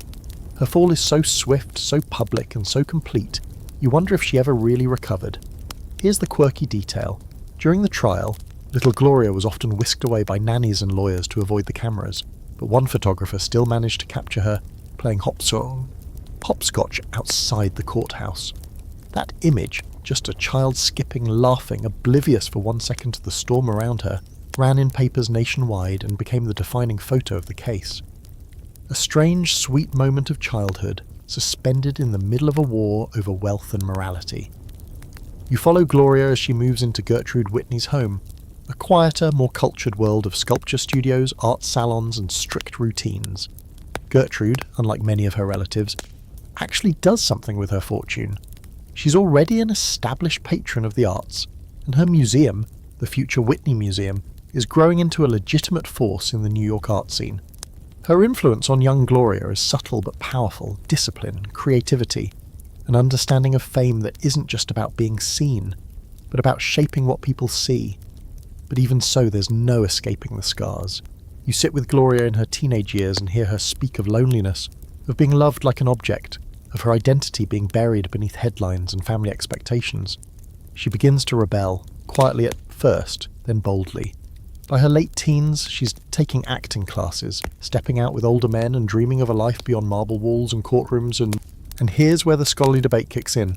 Was the custody trial a necessary intervention that saved Gloria from instability? Or was it the first in a long line of decisions that turned her into a living brand before she could even understand what that meant? Some argue Gertrude rescued her from chaos.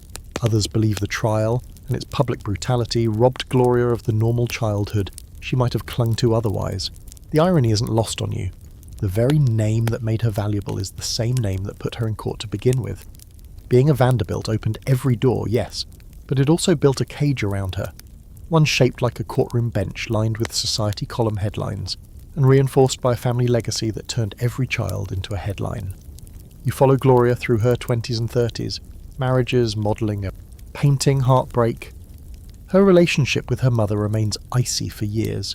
They reconcile eventually, but never fully. You get the sense Gloria learned early on that trust is a luxury even a trust fund can't buy. You find her later in life, sitting for an interview, legs crossed in denim she designed herself. "Everyone's fascinated by my name," she says, "but names are masks. What matters is what you make behind it." You watch her smile, tight, self-aware, and realise she's managed to do something most Vanderbilts never could: redefine herself. Gloria's journey becomes a reflection of what the Vanderbilt legacy really is at this point. Not wealth, not power, but narrative. She's not riding a trust fund anymore. She's sculpting her own mythology. You see it in her art, her books, even in the jeans stitched with her name, which, for a time, become a symbol of working-class glamour sold in department stores nationwide. The irony is almost too perfect. Millions of Americans walking around with Vanderbilt on their backs, having no idea the name was once synonymous with gold-plated bathtubs and ballrooms bigger than high schools. And yet, underneath it all, you know she still carries the child who once testified in court, the heiress who became a product before she became a person. The trial may have ended that day in 1934, but its echoes would follow her for the rest of her life. You're back in New York, and it's the 1970s now. Different skyline, different soundtrack, but somehow still echoing with the same old last name. Gloria Vanderbilt has grown up, survived the courtroom circus, weathered bad press, broken hearts, and family ghosts, and now she's doing something that no Vanderbilt before her dared to do. She's working, not in the boardroom, not in philanthropy, not as a lady of leisure. She's working in fashion, in art, in media. She's showing up to interviews in bold prints and red lipstick, unbothered, elegant, and refreshingly present. And it's jarring, honestly. You're watching a Vanderbilt become a brand. It all starts with jeans. Of course it does, but not just any jeans, designer jeans. You walk into a department store and see her name, Gloria Vanderbilt, scrawled in golden cursive across denim that hugs the hips and flatters the waist. These aren't work pants or weekend wear. These are jeans that whisper luxury and shout liberation. In an age where women are taking control of their image, their independence, their bodies, Gloria's jeans walk right into the cultural conversation and make millions. Your historical fact. Gloria Vanderbilt is widely credited with launching the designer jeans craze of the late 1970s.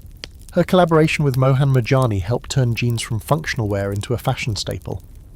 Within 2 years, The line was earning over $100 million annually. Not bad for someone once dismissed as a socialite with a scandalous past. You're with her in her Manhattan apartment as she reviews fabric swatches, sketches ad layouts, and ponders shade names for a lipstick she's launching next. This isn't a woman resting on a name. This is a woman who turned that name into currency, then used it to buy freedom. You see it in her eyes, the same soft intensity that once stared down a courtroom at age 10. Only now she's in control of the story. There's a kind of poetry in it. A descendant of railroad tycoons now marketing tight-fitting jeans to the masses. You see women from all walks of life, teachers, waitresses, executives, wearing her name stitched across their pockets. Some of them don't even know she's a Vanderbilt. They just know the jeans fit well, and maybe for once that's enough.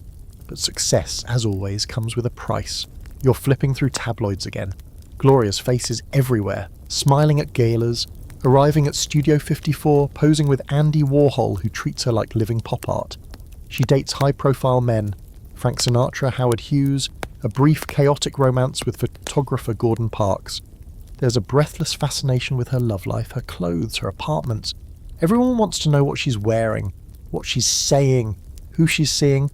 You watch as she tries to control the narrative, but you know why better. The press doesn't want control. It wants cracks. And Gloria, for all her poise, has a few. She speaks openly about her strained relationship with her mother, her failed marriages, her insecurities. There's a vulnerability under the gloss, and it makes her fascinating, even real. Quirky fact, Gloria once posed for a perfume ad in which she appeared nude, her back to the camera, wrapped in just a curtain of shadow. It scandalized some, mesmerized others. She was in her 50s at the time. Bold for her age, the critic said, as if age ever mattered to a woman who lived half her life under a microscope. And here's where the scholarly debate begins. Was Gloria Vanderbilt a feminist icon or a high society survivor? Some argue she weaponized the very system that tried to objectify her, turning her body, her image, her legacy into tools of empowerment. Others say she simply traded one kind of performance for another, replacing the socialite mask with a commercial one. You're with her at a late-night talk show taping. She's glowing, answering questions with that familiar, soft-spoken sharpness, wearing one of her own blouses. The host asks her what it's like to be a modern woman. She replies, "I don't know if I'm modern. I just know I refuse to be anything else but myself." The audience applauds, but you see something else, a flicker of exhaustion behind her smile, because despite all the reinvention, the truth is, Gloria has been running a marathon since childhood. She wasn't raised so much as handled, shaped, used, and now, even in success, she's still curating herself for consumption. Her jeans are in stores, her face is on billboards, her name is still in headlines. She's more relevant than the rest of the family combined. But it's lonely at the top, especially when the top used to be the family. You check in on the other Vanderbilts, scattered, forgotten. Most of them no longer carry the fortune, or even the expectations. One cousin's a struggling writer in Boston. Another runs a modest antiques shop in upstate New York. The ones still wealthy live quietly, cautiously, anonymously. The family name, once louder than thunder, is now a ghostly footnote. And here comes the most painful irony. Gloria's fashion empire, despite its early success, eventually crumbles. Licensing disputes, oversaturation, shifting trends. Within a decade, the brand collapses. The jeans disappear from department stores. The perfume bottles go on clearance, and investors scatter. Just like the trains, just like the mansions, just like the rest of it gone. You're with her as she accepts it. Calm, resigned. She paints more, writes poetry, publishes memoirs that are equal parts brutal and beautiful. One book title stands out. It seemed important at the time. And you think, yeah, that's the entire Vanderbilt saga in 6 words. There's a moment, years later, where you catch Gloria in her studio, listening to jazz, sipping coffee, barefoot on a paint-streaked floor. She glances up and says, "You know, people think I reinvented myself, but really, I just kept going." It's not defiance, it's a grace, and that's what separates her from the others. She didn't live off the name, she dragged it into the modern world, kicking, screaming, and stitched onto denim. You look around the room, no gold, no chandeliers, no marble, just art, colour, texture, a life built finely, not on legacy, but on choice. And in that quiet little studio you realise this Vanderbilt wasn't a cautionary tale, she was a comeback. You're standing in a modest Manhattan apartment, the kind of place where the windows are wide, the books are real, and the silence feels intentional. It's not palatial. No gilded mirrors, no marble staircases or imported tapestries, just warmth, intelligence, and an undercurrent of something else, something weightier. You're in the home of Gloria Vanderbilt, but this isn't about her anymore. Not really, it's about her son. You know his face, you've seen him on TV. You're watching history repeat itself, but this time with better lighting. His name is Anderson Cooper. Silver-haired, sharp-eyed, and perpetually calm in the kind of chaos most people run from. You've watched him report from war zones, hurricane aftermaths, and presidential debates. But right now, he's just a boy curled up on the couch, reading quietly while his mother paints in the other room. The Vanderbilt legacy has reached a strange, beautiful mutation. Because this child of an heiress, of courtroom scandals and fashion empires, is going to grow up to become one of the most respected journalists in America. And no, he didn't inherit a fortune. That's the first thing you realise. Gloria didn't believe in passing down wealth in lumps of idle luxury. I made my own money, she used to say, and my children can too. You can respect that, especially in a family where trust funds once funded indoor waterfalls and imported zebras. Your historical fact tonight: Anderson Cooper is technically a Vanderbilt, yes, but by the time he was born in 1967, the financial part of the legacy was nearly gone. What remained was the name, the headlines, the stories, and a mother who'd survived enough for 3 lifetimes. He wasn't raised in marble, he was raised in myth, and myth, as you've seen, can be a heavy inheritance. You walk with Anderson through childhood memories layered in grief and glamour. His father, Wyatt Cooper, dies young. Heart surgery, complications, gone in an instant. Anderson is 10. Gloria once again is left to navigate life and parenting alone. You see her try, truly try. She balances parenting with painting, headlines with heartbreak. But loss keeps circling her family like a hawk. And this time it doesn't wait long, quirky and devastating fact. Anderson's older brother, Carter Vanderbilt Cooper, dies by suicide at 23, leaping from the balcony of their apartment in front of Gloria. You're not there, but you feel the silence that follows. Gloria said later it was the moment her life fractured forever. Anderson, just 21 at the time, carries the loss like a shadow, and yet he chooses not to retreat. He steps forward, quietly, deliberately, no fanfare, no attempt to cash in on his name. You find him starting at Channel 1, travelling to war zones with a borrowed camera and zero formal training, sleeping on floors, learning the craft from scratch. He doesn't lead with legacy, he buries it. The scholarly debate here is subtle but essential. Can someone ever truly escape the gravitational pull of their lineage? Some say yes, pointing to Anderson's self-made career, his refusal to indulge in inherited status, his commitment to journalism that challenges the very structures his family once embodied. Others say the legacy is still there, lurking in the margins, that the name Vanderbilt may not have built his career, but it shaped the lens through which the world watched it unfold. You see both truths walking hand in hand. Anderson rises quickly in journalism. CNN, primetime, a voice of reason in a media landscape addicted to shouting. He brings empathy to disasters, restraint to scandals, clarity to confusion, and through it all he never flaunts his background, never leans into the glamour. If anything, he seems vaguely allergic to it. You're in the audience as he interviews presidents, survivors, whistleblowers. You hear the calm in his voice even when the stories are devastating. You wonder if growing up under the weight of a family that couldn't hold itself together gave him the stability to help others make sense of chaos. You get glimpses of the Vanderbilt legacy in his interviews with Gloria. He asks her the hard questions about love, about loneliness, about what it felt like to lose almost everyone and still keep painting. The documentaries they make together are filled with honesty that feels rare. There's no PR gloss, no polite edits, just a mother and son looking backward and forward at the same time. And here comes the full circle irony. Anderson Cooper's memoir with Gloria, The Rainbow Comes and Goes, becomes a bestseller. The boy who never asked for the family spotlight steps into it and rewrites the narrative from the inside, not as a warning, not as an elegy, but as a letter of survival. You sit with him as he reflects on what it meant to carry the Vanderbilt name. It was never a ladder, he says. It was a mirror. You could see your whole reflection in it, the good, the bad, the inheritance and the hollow. You nod, because you've walked the whole story. You saw the Commodore scrape together $100 to start a ferry service. You stood in Newport mansions as chandeliers rattled above increasingly empty ballrooms. You listened to heirs bicker over property lines, and you watched Gloria turn tabloid pain into fashion power. And now you're here, in a small room, with a man who chose dignity over display. Quirky fact to close the loop. When Gloria Vanderbilt died in 2019 at the age of 95, she left almost everything to Anderson, but it wasn't much. A few $1 million, a modest apartment, no dynastic fortune, just the last pages of a very long book. And Anderson, he didn't seem disappointed. He said simply, "She was my mum. That was the real gift."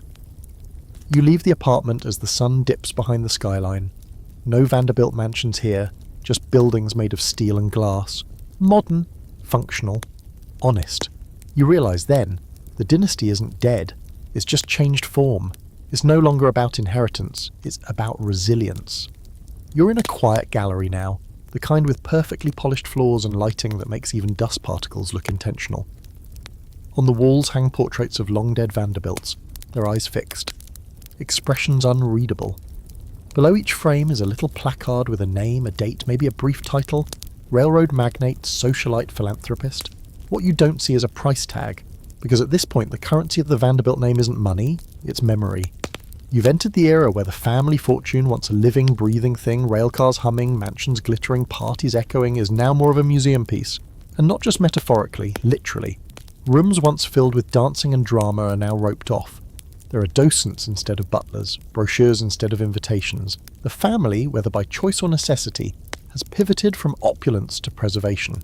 Tonight's historical fact. The Preservation Society of Newport County now owns and operates several of the former Vanderbilt homes, including the Breakers and Marble House. These palaces of indulgence, once alive with clinking glasses and whispered gossip, are now open for public tours, complete with audio guides and gift shops.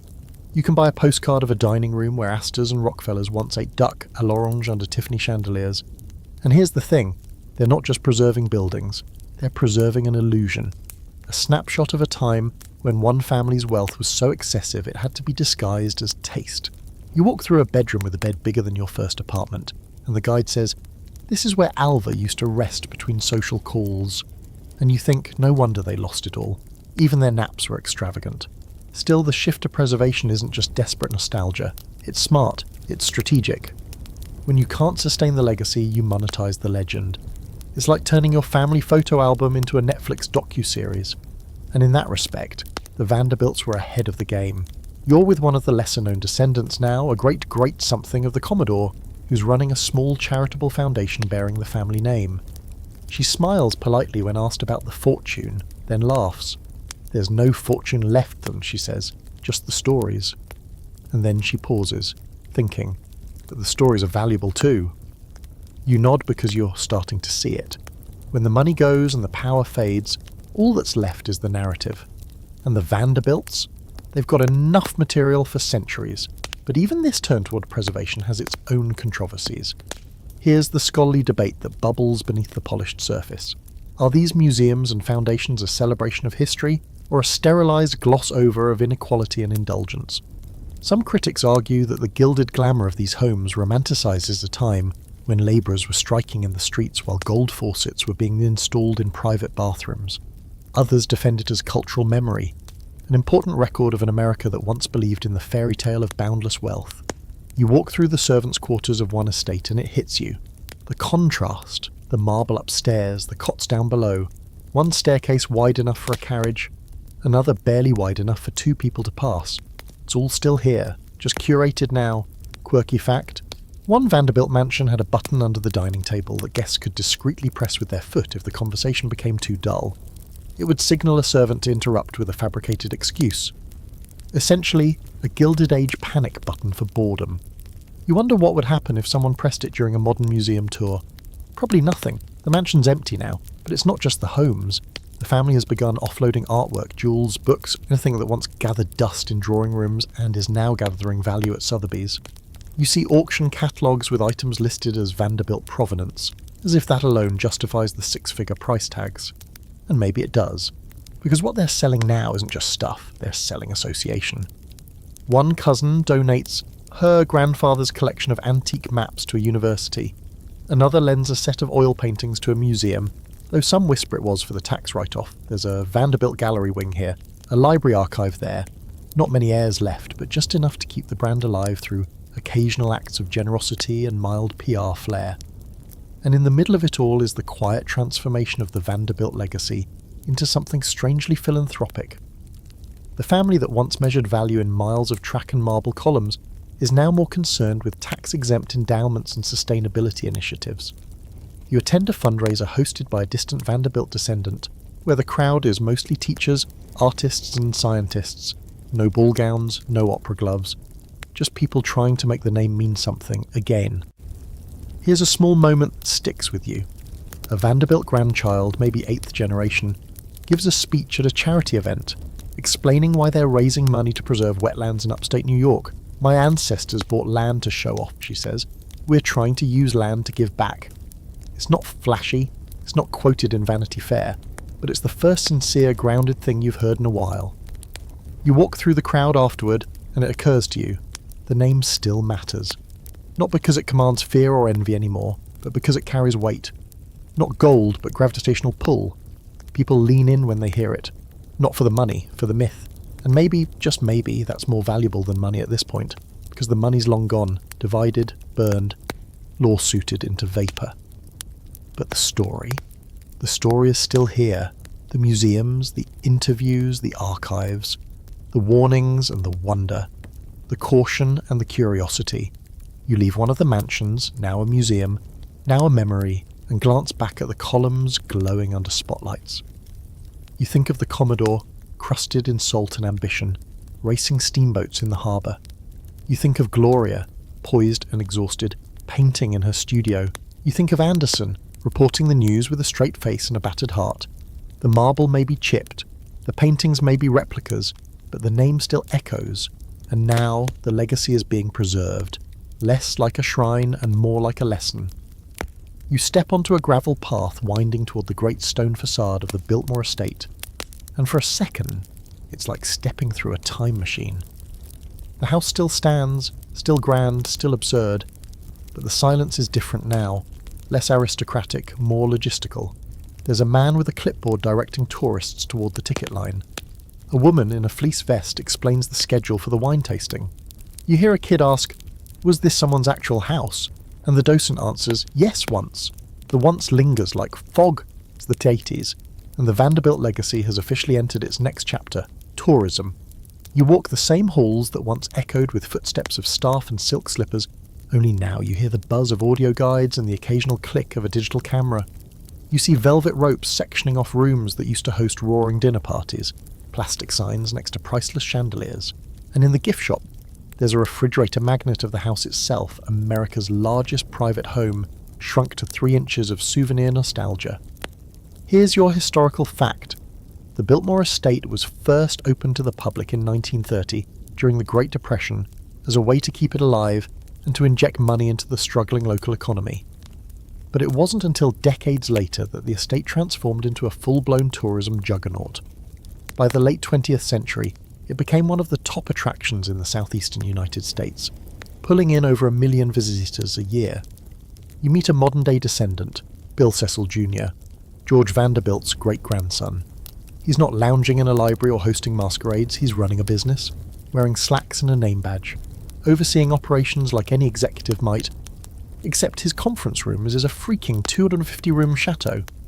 You listen to him explain guest demographics and seasonal peaks, and you realise something strange.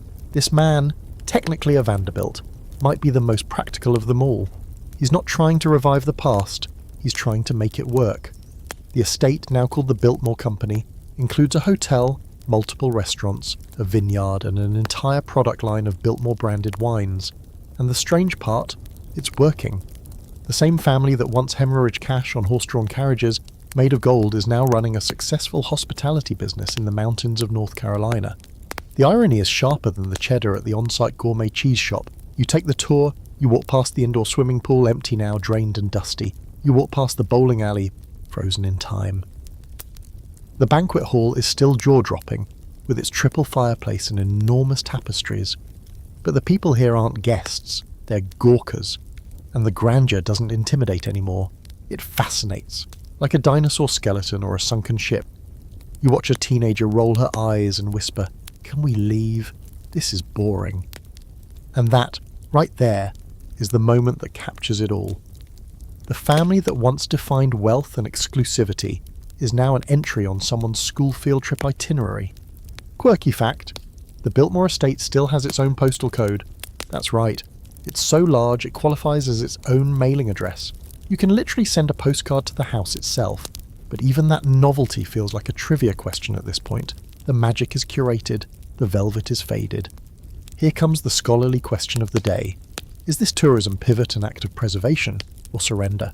Some argue it's brilliant, an adaptive reuse of legacy, keeping the history alive while turning a profit. Others say it's the final nail in the Vanderbilt coffin, a confirmation that the empire is truly over, now propped up by ticket sales and branded water bottles. You walk between exhibits and overhear a man say, "Can you believe one family used to live here?"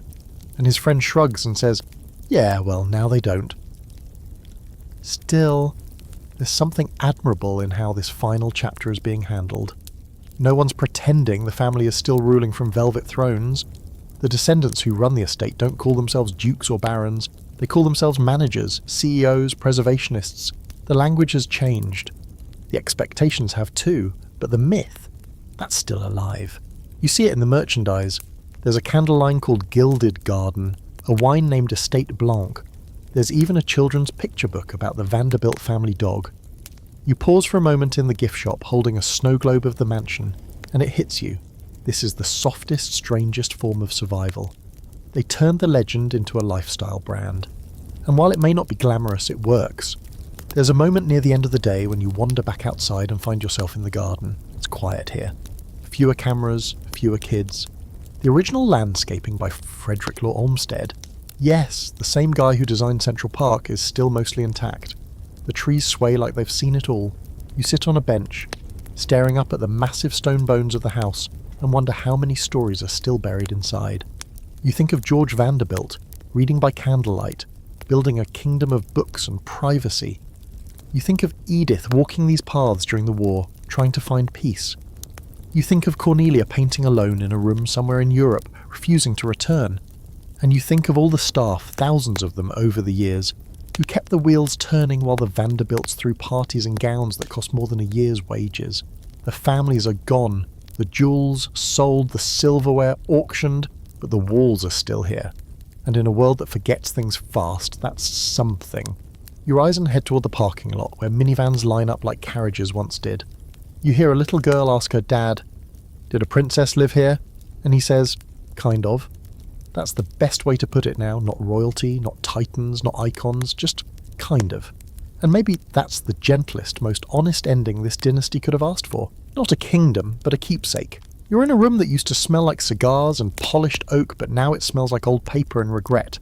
The filing cabinets creak when opened. Dust floats like quiet ghosts through a shaft of light from a grimy window. This isn't a Vanderbilt mansion, it's an archive room in a downtown historical society.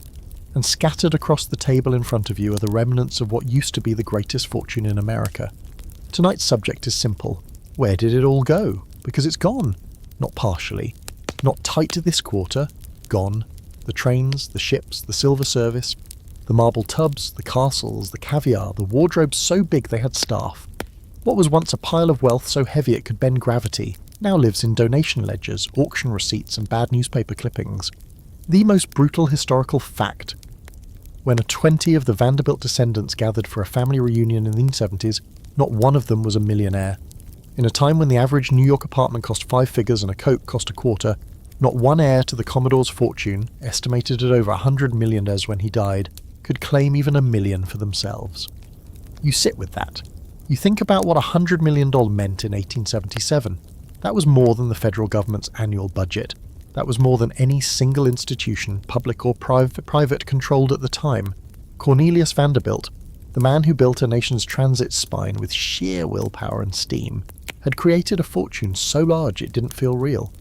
And yet, less than 100 years later, it had vanished into thin air like a magician's scarf.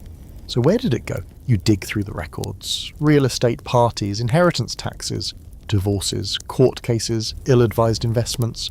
You read about an heir who bought a yacht with a ballroom, another who tried to become a silent film star. There were art collections no one wanted, lawsuits that dragged for decades, and dozens of family members all convinced they were the ones who should have been in charge. One cousin invested in South American railroads, right before a military coup. Another opened a private zoo, not for guests, just because. You can't tell if it's a symptom or the disease, quirky detail. One Vanderbilt heir once bet a small fortune, over $100,000 in today's money, on a single horse race and lost. The story made the papers. The horse didn't even finish in the top 5. You read it and think, no wonder the empire crumbled. They ran it like a casino with better uniforms. But the deeper truth? The Vanderbilt fortune wasn't stolen or seized. It was spent. In pieces. Slowly. With absolute confidence that there'd always be more. And when the train tracks started rusting and the gilded doorknob stopped turning to gold, there was no plan. No pivot. No practical heir at the wheel. That's what makes this such a perfect American tragedy. Not one of villains and vaults, but of lifestyle inertia. The assumption that wealth is a kind of perpetual motion machine, that it just continues because it always has. The family didn't see the expiration date until it was already past. And here comes the scholarly debate. Is this the fault of generational wealth in general, or uniquely Vanderbilt? Economists love to cite the shirt sleeves to shirt sleeves in 3 generations theory. The idea that wealth, when unearned, dissolves across time because its inheritors aren't equipped to replicate it. They manage what was built, but never build anything of their own.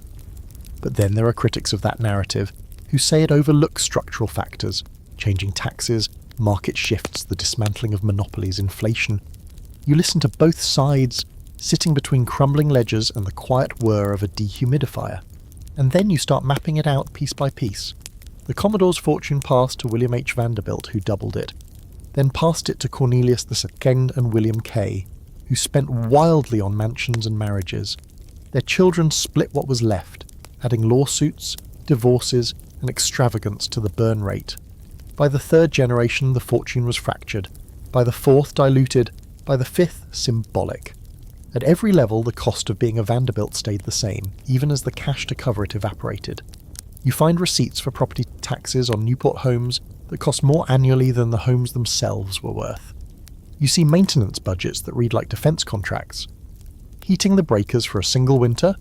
Equivalent to buying a small fleet of Cadillacs. But the houses couldn't shrink, the staff couldn't disappear, the appearances couldn't slip, not yet. One of the cruelest elements? Pride. Pride kept them in houses they couldn't afford, clinging to heirlooms no one needed, maintaining legacies that no longer paid dividends. Selling was shameful, downsizing unthinkable, so instead they hemorrhaged dignity slowly, until there was no option left but public sales, private embarrassment, and long, painful silences in rooms that once hosted royalty. You sit in one of those rooms, now empty, save for a cracked fireplace and a single antique chair with a Saint-Gobain tag reading, reserved for storage. The air smells like mildew and lemon polish. The silence is thick. And here comes another odd contradiction. The Vanderbilts were incredibly charitable. Endowments, museums, schools, Vanderbilt University, built by the Commodore himself, still stands as a legacy of educational philanthropy. Several heirs became known for funding libraries, art programs, housing projects. You wonder if that generosity accelerated the decline, or if it was an attempt to balance the scale. And then you remember something else, something even more sobering. This isn't just about money, it's about identity. For the Vanderbilts, wealth wasn't just something they had, it was something they were. The moment the fortune disappeared, so did the framework of their self-understanding. Who are you when you no longer control railroads? When your home is on the tour instead of the deed? When your last name doesn't unlock anything anymore except nostalgia? You think back to a Vanderbilt descendant's comment in an old interview.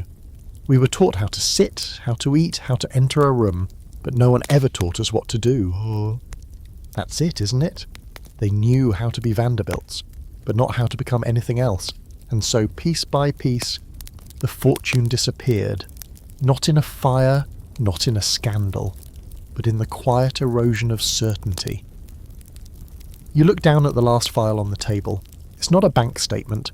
It's a list of Vanderbilt properties that were sold or demolished. It's long. It ends with a single word, handwritten in fading ink. Gone. You're back where it all started, New York Harbour. But instead of Coal Street sails and the roar of steamboat whistles, it's tourist ferries now and joggers tracing the shoreline with earbuds and lattes in hand. The skyline has exploded into a glittering stack of ambition, and somewhere in that chaos, the legacy of Cornelius Vanderbilt, the Commodore himself, is nothing more than a historical speed bump. You look around and realise, if he were to reappear right now, dusty from the grave and dressed in his grimy sailor's coat, he would absolutely lose his mind. And not in awe, in rage, because from where you stand it's obvious. The man who once ruled America's transportation arteries would barely recognise the modern world. There are no freight captains bowing to him, no Wall Street titans seeking his blessing. The trains run late, the ferries run on diesel, and nobody thinks about how all this once belonged to him. So let's play the game. What would the Commodore say if he woke up today? Well, first he'd spit, he'd curse, then he'd want to know who's in charge, and probably try to buy them. You picture him stomping into Grand Central Terminal, which he built, and demanding to know why there are homeless people sleeping on the benches and teenagers skating outside the Vanderbilt Avenue entrance. When he learns that the family doesn't even own it anymore, you can practically hear the blood pressure spike. You walk him through the legacy. The mansion sold, the fortune scattered, his heirs reduced to curators, interns or cautionary tales. He listens, silent, and then mutters something like, "I didn't spend 60 years eating salted meat on steamships for this." Here's your historical fact. The Commodore left 95% of his fortune to a single son, William Henry Vanderbilt, specifically because he believed the rest of his children weren't capable of handling it. That single decision ignited decades of resentment, lawsuits and family feuds that helped chip away at the fortune he fought so hard to build. Ironically, his attempt to protect the wealth also made it more vulnerable. And if you told him that his laser focus on control may have planted the seed of the collapse, he'd probably grumble something like, "They still should have figured it out." Because Cornelius wasn't a man for grey areas. He believed in winners and losers, industry and waste, action and excuses. And you know what? He'd hate his descendants. Not all of them, maybe, but most. He wouldn't understand the art collectors, the socialites, the ones who wore white gloves to eat grapes and hosted masquerades for people who thought a train was something you caught by accident. The Commodore was rich, yes, but he was rough. He worked, he fought, he built. His version of success was climbing up from the docks with blistered hands and fire in his lungs. You imagine his reaction to the Newport mansions. He'd walk into Marble House and say, "This ain't a house. It's a bank lobby." You show him the breakers and he says, "Why does a man need 20 bathrooms? Is he leaking?" He'd be especially disgusted with the spending. You read him the headlines, the yacht parties, the racehorses, the jewels. His eyes go flat.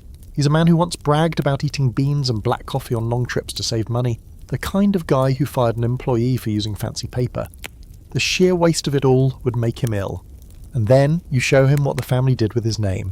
There's Vanderbilt University. He nods respectfully. The school is thriving, academically rigorous, with students who wouldn't know the Commodore from a cartoon pirate. But he wouldn't mind. At least it's something useful. But then you mention the jeans, the perfume, the poor little rich girl headlines, the lawsuits, the auctions, the gold-plated toilets. You brace for impact. "You mean to tell me," he growls, "they turned my name into pants and lawsuits?" Yes, they did. Quirky fact, Vanderbilt once built a massive private mausoleum on Staten Island and told his son, "Put me there and don't waste money on some godforsaken statue." He wanted efficiency in death the same way he demanded it in life. The fact that his descendants turned family funerals into media events would have made him break out in hives. And now here comes the scholarly question. What did the Commodore really believe about legacy? Did he want to be remembered or obeyed? He didn't write long letters. He didn't leave a memoir. He wasn't sentimental. He once told a minister who asked about spiritual matters, "You don't know what you're talking about, sir." He didn't believe in truism. He didn't believe in emotional closure. He believed in results. So you wonder, did he ever imagine this? The family name roped off in museums, his mansion sites turned into parking garages and hotels, his bloodline filled with fashion designers and writers and distant great-great-grandchildren who have to explain at cocktail parties that, yes, they're those Vanderbilts, but no, they don't have any money. If he could see it all, you think maybe, just maybe, he'd understand. Not forgive, but understand. Because he knew that fortunes, like empires, are only as good as the next generation's grit, and grit didn't seem to be something he could pass down. You walk with him through Manhattan one last time, past skyscrapers, food trucks, the buzz of people who don't care about legacy, just rent. You pass Grand Central Terminal, still magnificent, still busy, no Vanderbilt ownership required. He stops, looks up at the ceiling and gives a grunt. You ask if he's proud. He says nothing. But he doesn't spit this time. Maybe that's something. You leave him there, ghost-like, fading between the columns. The city moves on without him. The trains run on schedule. The name, his name, lingers on buildings and brochures, but the man, he's just another story now. Another chapter in the long gilded novel of rise and ruin. And whether he likes it or not. The ending's already been written. You're standing in the middle of a campus quad now, surrounded by red brick buildings and sharp autumn air. Students walk past with backpacks slung over one shoulder, earbuds in, faces lit by the glow of phone screens. Some of them are late to class, some are off to the library. A few are huddled around a bench sharing a bag of vending machine popcorn. It's a typical American college scene, except this one is Vanderbilt University, and none of them are thinking about Cornelius Vanderbilt. That's the irony, isn't it? The Commodore's name is chiselled into gates, stamped across diplomas, and printed on every hoodie in the campus bookstore. But for most of the 20-somethings here, it might as well be the name of an overpriced watch brand. If you stopped one at random and asked who Cornelius Vanderbilt was, you'd get blank stares or half guesses. A railroad guy. Didn't he donate a lot of money or something? And they'd be technically right, but also hilariously far from the full picture. Here's your historical fact. In 1873, just 4 years before his death, Cornelius Vanderbilt donated $1 million to start a university in Nashville, Tennessee. At the time, it was one of the largest charitable gifts in American history, uncharacteristically generous for a man who famously said, "The public be damned." But the donation wasn't about education for education's sake. He hoped it would help reunify the post-Civil War South with the North, and maybe polish his reputation just a little before his name hit a tombstone. And now, that investment has aged surprisingly well. Vanderbilt University is no longer just a regional southern school, it's a top-tier institution, highly selective, academically respected and fiercely independent. You sit in on a lecture in a glass-walled building filled with sunlight and modern furniture, and it's hard to reconcile this polished, progressive space with the grit and greed of the Commodore's world. The students discuss ethics, economics, neuroscience, climate change. No mention of steamships, no talk of family dynasties, just ideas, growth, the future. And here's the strangest thing, you realise this might be the most functional, enduring part of the Vanderbilt legacy. You walk across our campus and see his name everywhere, but there's no portrait of Cornelius with glowing eyes, no golden statues or weird family shrines. His presence is architectural, symbolic, mostly benign. You visit the administrative office and ask if anyone from the family still plays a role in operations, and the secretary shrugs. "Not really," she says. "They're the kind of, just part of the story now." Exactly. You pass a row of students sitting on a stone ledge marked Vanderbilt Hall, all watching TikToks and laughing at things the Commodore would not understand or approve of in the slightest. And you think, this is the legacy now. Not gold bathtubs, not yachts, just a school full of strangers. Learning, debating, living their own lives while the name on the sign quietly holds the past like an empty briefcase. Here's your quirky fact. Vanderbilt University's mascot is the Commodore. He wears a bicorn hat and a military coat and waves a saber like a Napoleonic action figure. And yet, there is zero mention of Cornelius's famous temper, questionable business ethics, or total disregard for public opinion. The cartoon version is all charm, no menace. If he were real, the original Commodore would probably sue for defamation or at least demand a costume upgrade. But that's how time works, isn't it? It softens the edges. Rewrites the script, takes a hard, weathered face and turns it into a logo. And here comes the scholarly tension. Is this erasure or evolution? Is the university's gentle separation from the man who made it possible a betrayal of history or the natural progression of legacy? Some historians argue that the school should grapple more openly with Cornelius's ruthless practices and uncharitable worldview. Others say the institution outgrew him, and that's a success story. He may have started it, but he doesn't own it anymore. You visit the university archives, tucked beneath a library that smells like ambition and dust. and find the original donation letter from Cornelius, carefully preserved behind glass. His handwriting is sharp, confident, impatient. You read the words and feel a chill of clarity. He didn't build the university out of affection or vision. He built it like he built everything else, as a power move. But power moves fade, buildings last. And somehow, through pure momentum and a lot of good planning, the university outlived the ego. You meet a student majoring in biomedical engineering. She says she picked Vanderbilt for its program, not its donor. Another, studying public policy, says she knew it had a weird rich origin story but didn't care. For them, the name isn't a curse or a claim, it's just a convenience, a means to an end. Like Vanderbilt's steamships used to be. You attend a campus open house and watch a tour guide point out the Commodore statue, his bronze likeness leaning forward in a heroic pose, hand outstretched like he's offering a handshake or a challenge. He's kind of a big deal, the guide says. A parent nods, a student yawns. You linger there for a moment, looking up at him. It's a good statue, imposing, regal, but also strangely hollow. The pigeons don't care, the students don't really look up. You imagine the real Cornelius standing there, arms crossed, wondering why no one's bowing. And the answer is simple. The world moved on. The university took his name, took his money, and ran with it. And for once, something the Vanderbilts touched wasn't squandered, or burned up in parties, or lost in lawsuits. It grew, it matured, it made itself useful. So maybe this is the secret ending to the Vanderbilt story you didn't expect. Not glitter, not rolled ruin, but something in between. A school, a statue, a name that still matters, not because it controls anything, but because it quietly contributes. You walk back across the quad, sun setting behind the bell tower. Students pass by laughing, planning, texting, dreaming. None of them care about what the Commodore would think, and that somehow is exactly why he'd hate it, and exactly why it worked. You're back in the breakers, but not at night at this time. Not as a trespassing ghost, not as an echo in silk slippers. No, it's noon, and you're here as a paying customer with a timed ticket and a discreet little sticker on your shirt that says visitor. You're not alone. There's a group of tourists from Milwaukee to your left, a gaggle of schoolkids to your right, and a middle-aged couple behind you whispering about how they'd do the kitchen differently. The chandeliers still hang like frozen thunder, the ceiling still arch like heaven painted in gold leaf, but it all feels performative. Like a very expensive play no one's quite acting in anymore. This is the new role of the Vanderbilt mansions. Not homes, not symbols, but stages. Carefully preserved, exhaustively restored, and open to the public for $35 a pop. You shuffle through the drawing rooms, past velvet ropes and informative plaques, as a recording murmurs into your headphones about marble imported from Italy, silk hand-woven in France, and a billiards room made entirely of carved oak and ego. The guide's voice is calm, soothing, like someone narrating a lullaby about financial excess. This was Mr. Vanderbilt's study, it says. He preferred to take his brandy here, away from the noise of the ballroom.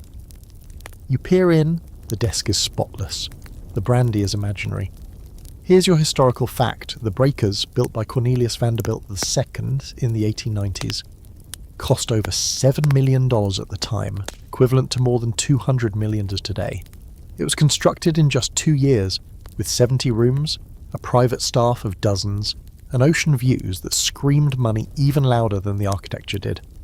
It was never meant to be subtle, it was meant to flex, but now it's owned and operated by the Preservation Society of Newport County. The Vanderbilts don't live here anymore. They haven't in decades. The last family member to reside in a private apartment on the 3rd floor died in 2016. After that, the house belonged to the past and to the ticket holders. You drift into the dining room, where the table could seat an entire board of directors, and try to imagine the conversations that once echoed here. Guest lists with names like Astor, Morgan, Belmont, dinners that lasted 4 hours, soup courses that required a team of servers just to ladle, and yet somehow the silence in the room now feels louder than all of that, because the ghosts here don't moan, they judge. You glance at a child licking a lollipop beneath a portrait of Alice Vanderbilt, and for a moment you wonder if she would be rolling in her grave, or laughing, maybe both. And here's your quirky fact. When the Breakers was first opened to the public, critics feared the tourists would damage the property or treat it with disrespect. But what actually happened was more poetic. People whispered, even with no one telling them to. They walked through the house like it was a cathedral, reverent, a little uncomfortable, fascinated but distant. The mansion had gone from a party palace to a temple of capitalism, and no one wanted to knock over a god. But underneath the marble and grandeur lies the same old question. What's the point of preserving all this? That's the heart of the scholarly debate. Are we honouring history or embalming it? Is this preservation or performance art? Some argue these houses are vital teaching tools, reminders of what America once was, what its wealth looked like and how fast it can disappear. Others argue that we're just romanticising inequality, selling nostalgia while ignoring the exploitation and labour that made it possible. You pause in front of a staff entrance, once a hallway for servants, now closed off to tourists. The grand staircases are polished and glowing, but the back stairwells are still dark and narrow. The kitchen, though technically part of the tour, feels like a museum, inside a museum. You realise then that the house was always split, above and below, seen and unseen, marble and brick. And the people who scrubbed the floors here, cooked some meals, made the beds, no plaques, no portraits, just ghosts without name tags. You make your way out to the loggia overlooking the ocean, and that's when it hits you. This house was never built for real life. It was built to look eternal, to say we are here and we are untouchable. But time didn't care. The ocean stayed. The house cracked. And eventually the family that built it moved out, sold the art, and quietly stopped showing up for Christmas. You imagine Alice or Cornelius the Skeg standing on this balcony, proud and clueless, thinking this empire would last forever. And you want to tap them on the shoulder and say, in 100 years, people will pay to see your chairs. But you don't have to say it. The future already did. You exit through the gift shop naturally. There are postcards, tote bags, cookbooks titled The Gilded Table, and even small rubber replicas of the mansion, like the Breakers is a theme park ride you just stepped off. You buy a bookmark with a gold-leafed ceiling printed on it, even though you don't read hardcovers anymore. It feels like the right kind of joke. Outside, the sun slants low over the lawn, where tourists lounge like sunbathers at Versailles. A young couple takes engagement photos near the fountain. A woman pets a golden retriever while scrolling her phone. Life moves on. Nobody here is wondering where the Vanderbilt money went. They're just enjoying the space it used to fill, and maybe that's the quiet brilliance of it. The family built monuments to themselves, and when the fortune fell apart, those monuments stayed. Not in control, not in power, but as background. The Breakers no longer intimidates. It entertains. It educates. It smells faintly of hand sanitizer and antique wood polish. And somehow, the house that once symbolised everything wrong with extravagant wealth is now a surprisingly humble thing, a memory you can walk through. You take one last look over your shoulder at the mansion. It stares back at you, still grand, still gaudy, but no longer proud. It's retired now, and honestly, it wears it well. You're in a quiet room lined with bookshelves now, not a grand library with gold inlaid spines and a ceiling painted like the Sistine Chapel's cousin, but a modest, warm little place where the air smells of old paper and mild mildew. A few scattered chairs, a ticking wall clock, one fluorescent light bulb that hums like it's doing more work than it really is. This is a public library branch in a small town somewhere upstate, and there, right between the biography of Winston Churchill and a book about the Roosevelts, is a slim volume titled Fortune's Children. You pull it down. The cover's a bit worn, the corners soft from years of use. On the spine, Vanderbilt. There it is again. The name that just won't quit. You sit and open the book, flipping through the pages, and before long you're not reading anymore. You're remembering. You've followed the Vanderbilts from steamboat docks to courtroom battles, from stained glass ceilings to marble ruins. And now you're here, reading their story in a library that likely cost less to build than one of Alice Vanderbilt's dinner services. That's where we are in the arc. The phase of interpretation, because the real wealth is long gone. The parties are over. The estates are either museums or torn down, and yet the story survives.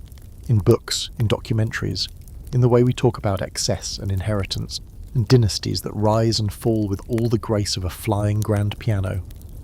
Historical fact, more books have been written about the Vanderbilts than about any other American family not directly connected to politics. From the Gilded Age until now, the public has remained obsessed with them, not just for the wealth, but for the way they lost it. The story hits every classic note: ambition, betrayal, beauty, tragedy. It's Shakespeare with yachts. You think about that. About how the name has become a symbol, a shortcut, a literary device. If you're writing a novel and you want a character to scream old money, you don't even have to try. Just say a Vanderbilt and boom. The reader fills in the rest. You turn the page and read about Reginald Vanderbilt, the one who drank, gambled and died young, leaving Gloria an heiress before she even had teeth. You read about Alva, who built Marble House and then bolted from her marriage because she was done pretending the world didn't revolve around her. You read about the Commodore's explosive work ethic, about William's nervous breakdown from trying to double the empire, about Cornelius II's obsession with building the biggest house, and then, when he finally did, how little time he had left to enjoy it. It all starts to feel like fiction, but it's not. It happened. And here's your quirky fact. In the 1940s, a film studio tried to make a musical based on the Vanderbilt family. It was never produced. Too expensive. Too complicated. Too hard to explain how someone could spend $10 million on a house and still end up in court over unpaid debts. Hollywood loves a rags to riches story. But the Vanderbilts? They were riches to gossip to mortgage to nostalgia. Harder to market. And this brings us to the modern cultural role of the Vanderbilt name. Metaphor. They no longer run companies, they don't steer the economy, but they do still live in a way every time someone uses their name to describe wealth gone sideways. They've become a stand-in for a particular flavour of American decadence, the kind that comes with caviar breakfasts and lawsuits over swan ponds. The scholarly debate now is whether this mythologizing has any use. Are we learning something by retelling the Vanderbilt story over and over? Or are we just using it to confirm our worst assumptions about the wealthy? Some historians argue that the family is too often reduced to caricatures. The mad heiress, the playboy, the doomed child. Others insist that this constant cultural recycling is how we process and ultimately defang the terrifying power of money. You sit back and think about that. Because really, what's left of the Vanderbilts now? A few descendants, a few plaques, a few aisles in the gift shop with keychains and puzzles, and yet the story's still here, in your lap, printed and catalogued and borrowed by readers who just want to understand how it all went so wrong. You imagine some future generation stumbling across this book on a shelf decades from now, wondering why this name mattered. What was so special? What was the lesson? You close the book. Maybe the lesson isn't about money, maybe it's about time, how fast it moves, how little it cares about your lineage, or your last name, or your imported silk upholstery. The Vanderbilts didn't just lose their fortune, they lost to time, to change, to entropy in a three-piece suit. You walk out of the library into the fading afternoon. No mansions here, no monuments.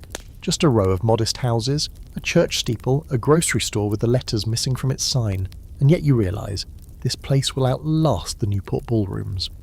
Not because it's fancier, but because it knows what it is.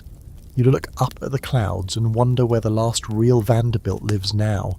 Not the name, not the brand, the person. Are they quietly teaching somewhere, designing websites? Do they have to explain at parties that no, they don't have a yacht, and yes, it was a long time ago, and no, they're not interested in buying your screenplay? You hope they're okay. You hope they're not haunted by oil portraits or porcelain monograms or unpaid property taxes. You hope they've found a way to live in peace with a name that once meant empire. Because it's not an empire anymore. It's just a story. And it's sitting in a library, checked out by strangers, underlined, dog-eared, remembered. You're standing in front of a mirror now, not marble-framed, not gilded in gold leaf, just a plain mirror in a hotel room or maybe your hallway. And you're looking at yourself with that quiet kind of curiosity that usually creeps in late at night.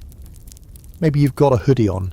Maybe it's just your reflection, your face, and the sound of your own breath. You're thinking about the Vanderbilts, not as figures in a history book or portraits on a wall, but as a mirror. Because in the end, that's what their story becomes. A long, extravagant, glittering caution sign held up to anyone who's ever wanted more. What does it mean to have everything and still lose it? To be born with the world at your feet and still trip over your own name? Tonight's mood is less about facts and more about what those facts have been building toward. But yes, let's start with one. At its peak, the Vanderbilt fortune was estimated to represent roughly 1 in every $20 in circulation in the United States. One family. That's how concentrated it was. How extreme. Imagine logging into your bank account and realising you personally make up 5% of the national economy. You could breathe and interest rates would change. And yet, here you are, generations later, and the name that once made the world flinch is mostly used to sell throw pillows at museum gift shops. Vanderbilt now sits between Versailles and Velour on the list of things that sound fancy and slightly ridiculous. That didn't happen overnight. It happened one party, one lawsuit, one wasted dollar at a time, which means oddly enough it didn't vanish like an explosion. It evaporated like perfume. You wonder, how much of that comes from being born into a game you didn't invent? If your entire life arrives pre-packaged with prestige, how do you even begin to question the rules?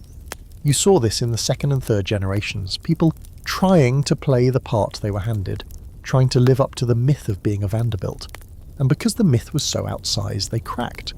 One mansion wasn't enough. One marriage wasn't enough. One yacht? Please, that's for newcomers. There's a sickness in that, but it's a very American one. The belief that status has to be demonstrated to stay real. That the value of wealth isn't in using it wisely. It's in showing it off until everyone else feels smaller. You've seen it play out again and again in modern times. Maybe the names have changed. Rockefeller, Hilton, Bezos, Kardashian. But the patterns? Oh, those are eternal. Build, expand, overreach, implode, then spend the rest of your life trying to reshape the rubble into a brand. The Vanderbilts just did it earlier. More dramatically, and with better furniture. Here's your quirky fact, just to ground this section. In the 1920s, one Vanderbilt heir reportedly spent $50,000 a year just on flowers. Adjusted for inflation, that's over $800,000. On flowers. Imagine burning nearly $1 million a year, so your home could smell like roses for 6 hours. That's not luxury, that's performance art. But there's something else in the mirror, something you probably didn't expect. You don't feel disgust or envy, not really.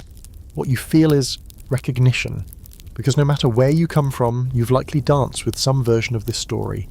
The belief that more is better, that success is proof of worth, that the right name, the right job, the right zip code will fix it. And maybe you've learnt the hard way that it doesn't. That lesson is what the Vanderbilts leave behind, not in ledgers or properties or college endowments, but in the strange weight of their absence. They show us what happens when you win the game so thoroughly that you forget the goal wasn't just to win, it was to live. That's where the scholarly question lands hardest. Are the Vanderbilts a warning or a blueprint? Should we study them to avoid their mistakes, or to admire how high they flew before they plummeted? There's no consensus. Some argue that the family's early empire was a marvel of business genius. Others argue it was exploitation wrapped in ambition. But most agree on this: it was never designed to last. You think of modern billionaires now charting their wealth like gods, building rockets and bunkers and private islands, and you wonder, how long until their museum plaques too? How long until their legacies are boiled down into overpriced biographies and docuseries with dramatic music and slow zooms? Because time doesn't care about net worth, it cares about story. And this story, the Vanderbilt story, is almost done. Not with a bang, not with a trial or an auction or some final tabloid-shattering scandal, just with memory.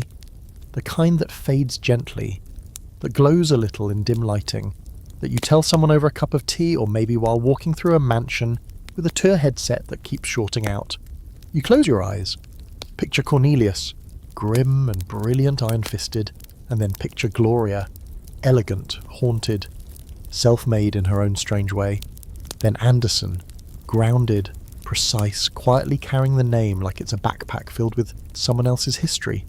3 snapshots of a legacy, centuries apart but still orbiting the same central force. Health doesn't protect you from anything real, not time, not pain, not loss, not obscurity. It just makes the fall more interesting. And yet even knowing that, people still chase it. You still chase it sometimes.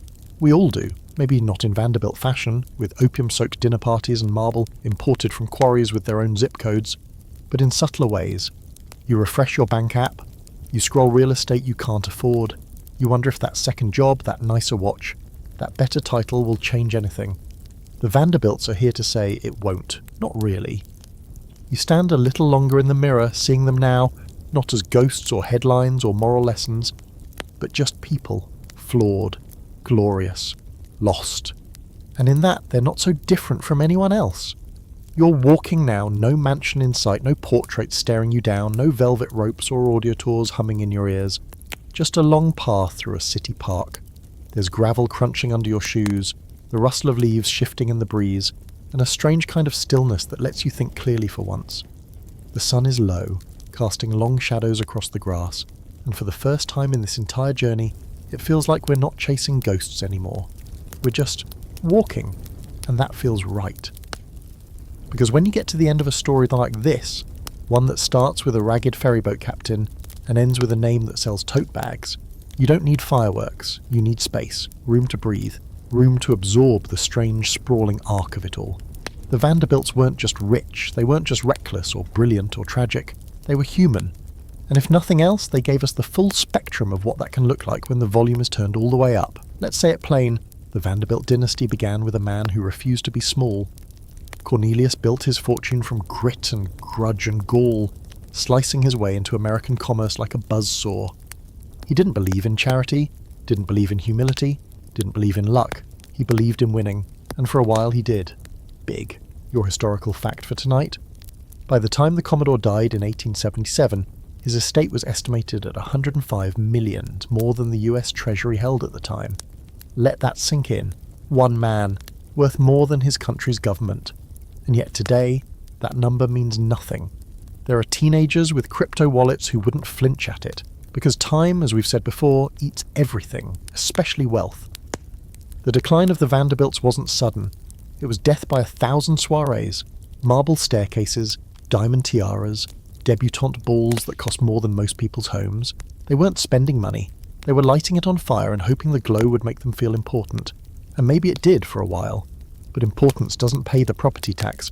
And now, well, now there are no more Vanderbilts left at the top of any Forbes list. No banks bearing their name. No shipping empires.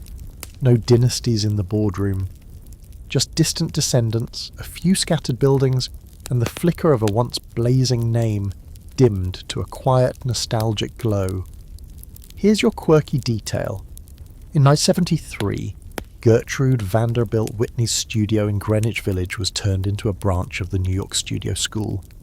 You can walk in today and see where she once sculpted, dreamed, created, not as a Vanderbilt, but as an artist trying to be seen for her work, not her name. That studio doesn't shout wealth, it whispers effort. And now comes the final scholarly tension. Is this the natural order of legacy? Should we mourn the loss of the fortune or celebrate the survival of the story? Some scholars argue that the Vanderbilts are a textbook failure of intergenerational wealth, proof that you can't hand down ambition like a set of silverware. Others see something more meaningful, a family that started in steam and ended in soul-searching. From empire to introspection. Because let's be honest, toward the end, the most interesting Vanderbilts weren't the richest. They were the ones trying to figure out who they were without the money. Gloria turning scandal into fashion and trauma into art. Anderson turning grief into truth. Standing in war zones, anchoring from disaster sites, never once asking anyone to call him an heir. And then there's you, here, still listening, still walking. You didn't come for train schedules or stock market trivia. You came for the story, for the rise and fall, the heartbreak, the spectacle. You came to understand something bigger than money, something about what lasts and what doesn't. You pause at a park bench and sit. There's a woman walking a dog, a kid on a scooter. None of them are thinking about the Vanderbilts, and that's the final twist. For all their effort to become immortal through wealth, they ended up just like everyone else, fading into the background hum of history. But here's what matters. Their story still speaks. It speaks through every auction catalogue and museum tour, every dusty book and faded photograph. It speaks in cautionary tones and in awed whispers. It speaks through you, maybe, as you stare out at the skyline, man, and wonder what it all means, what any of it's for. And maybe that's the point. Wealth fades, buildings crumble, but stories, they walk beside us, quietly, patiently, reminding us that legacies aren't built by what we have, but by what we leave behind. Not the marble, not the money, the meaning. So you rise from the bench, the path curves ahead, another chapter, another chance, and behind you, just footprints in the gravel. And now here you are at the soft, slow close of it all. You've walked through steam and steel, satin and scandal, past opulence too heavy to carry and consequences too quiet to stop. You've watched a family stretch itself across centuries like a gilded bridge, one end built by grit, the other fraying under the weight of its own myth. And now, with the last page turned and the last echo of champagne fizzed out, it's just you, and the stillness that follows a long, strange journey. Let's breathe here for a moment. You've seen the Commodore fight his way from Staten Island's mudflats to the top of America's power pyramid.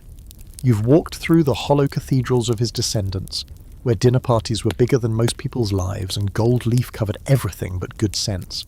You've watched heirs dance and unravel, fortunes dissolve in lawsuits and lobster bisque, and palaces slowly turn into brochures. You've seen the name Vanderbilt go from empire to echo, from wealth to a watermark fading off the edge of culture. And yet somehow you don't feel sad. You feel curious. Because what you've really just experienced wasn't a financial biography. It was a reminder that even the grandest stories are just that, stories.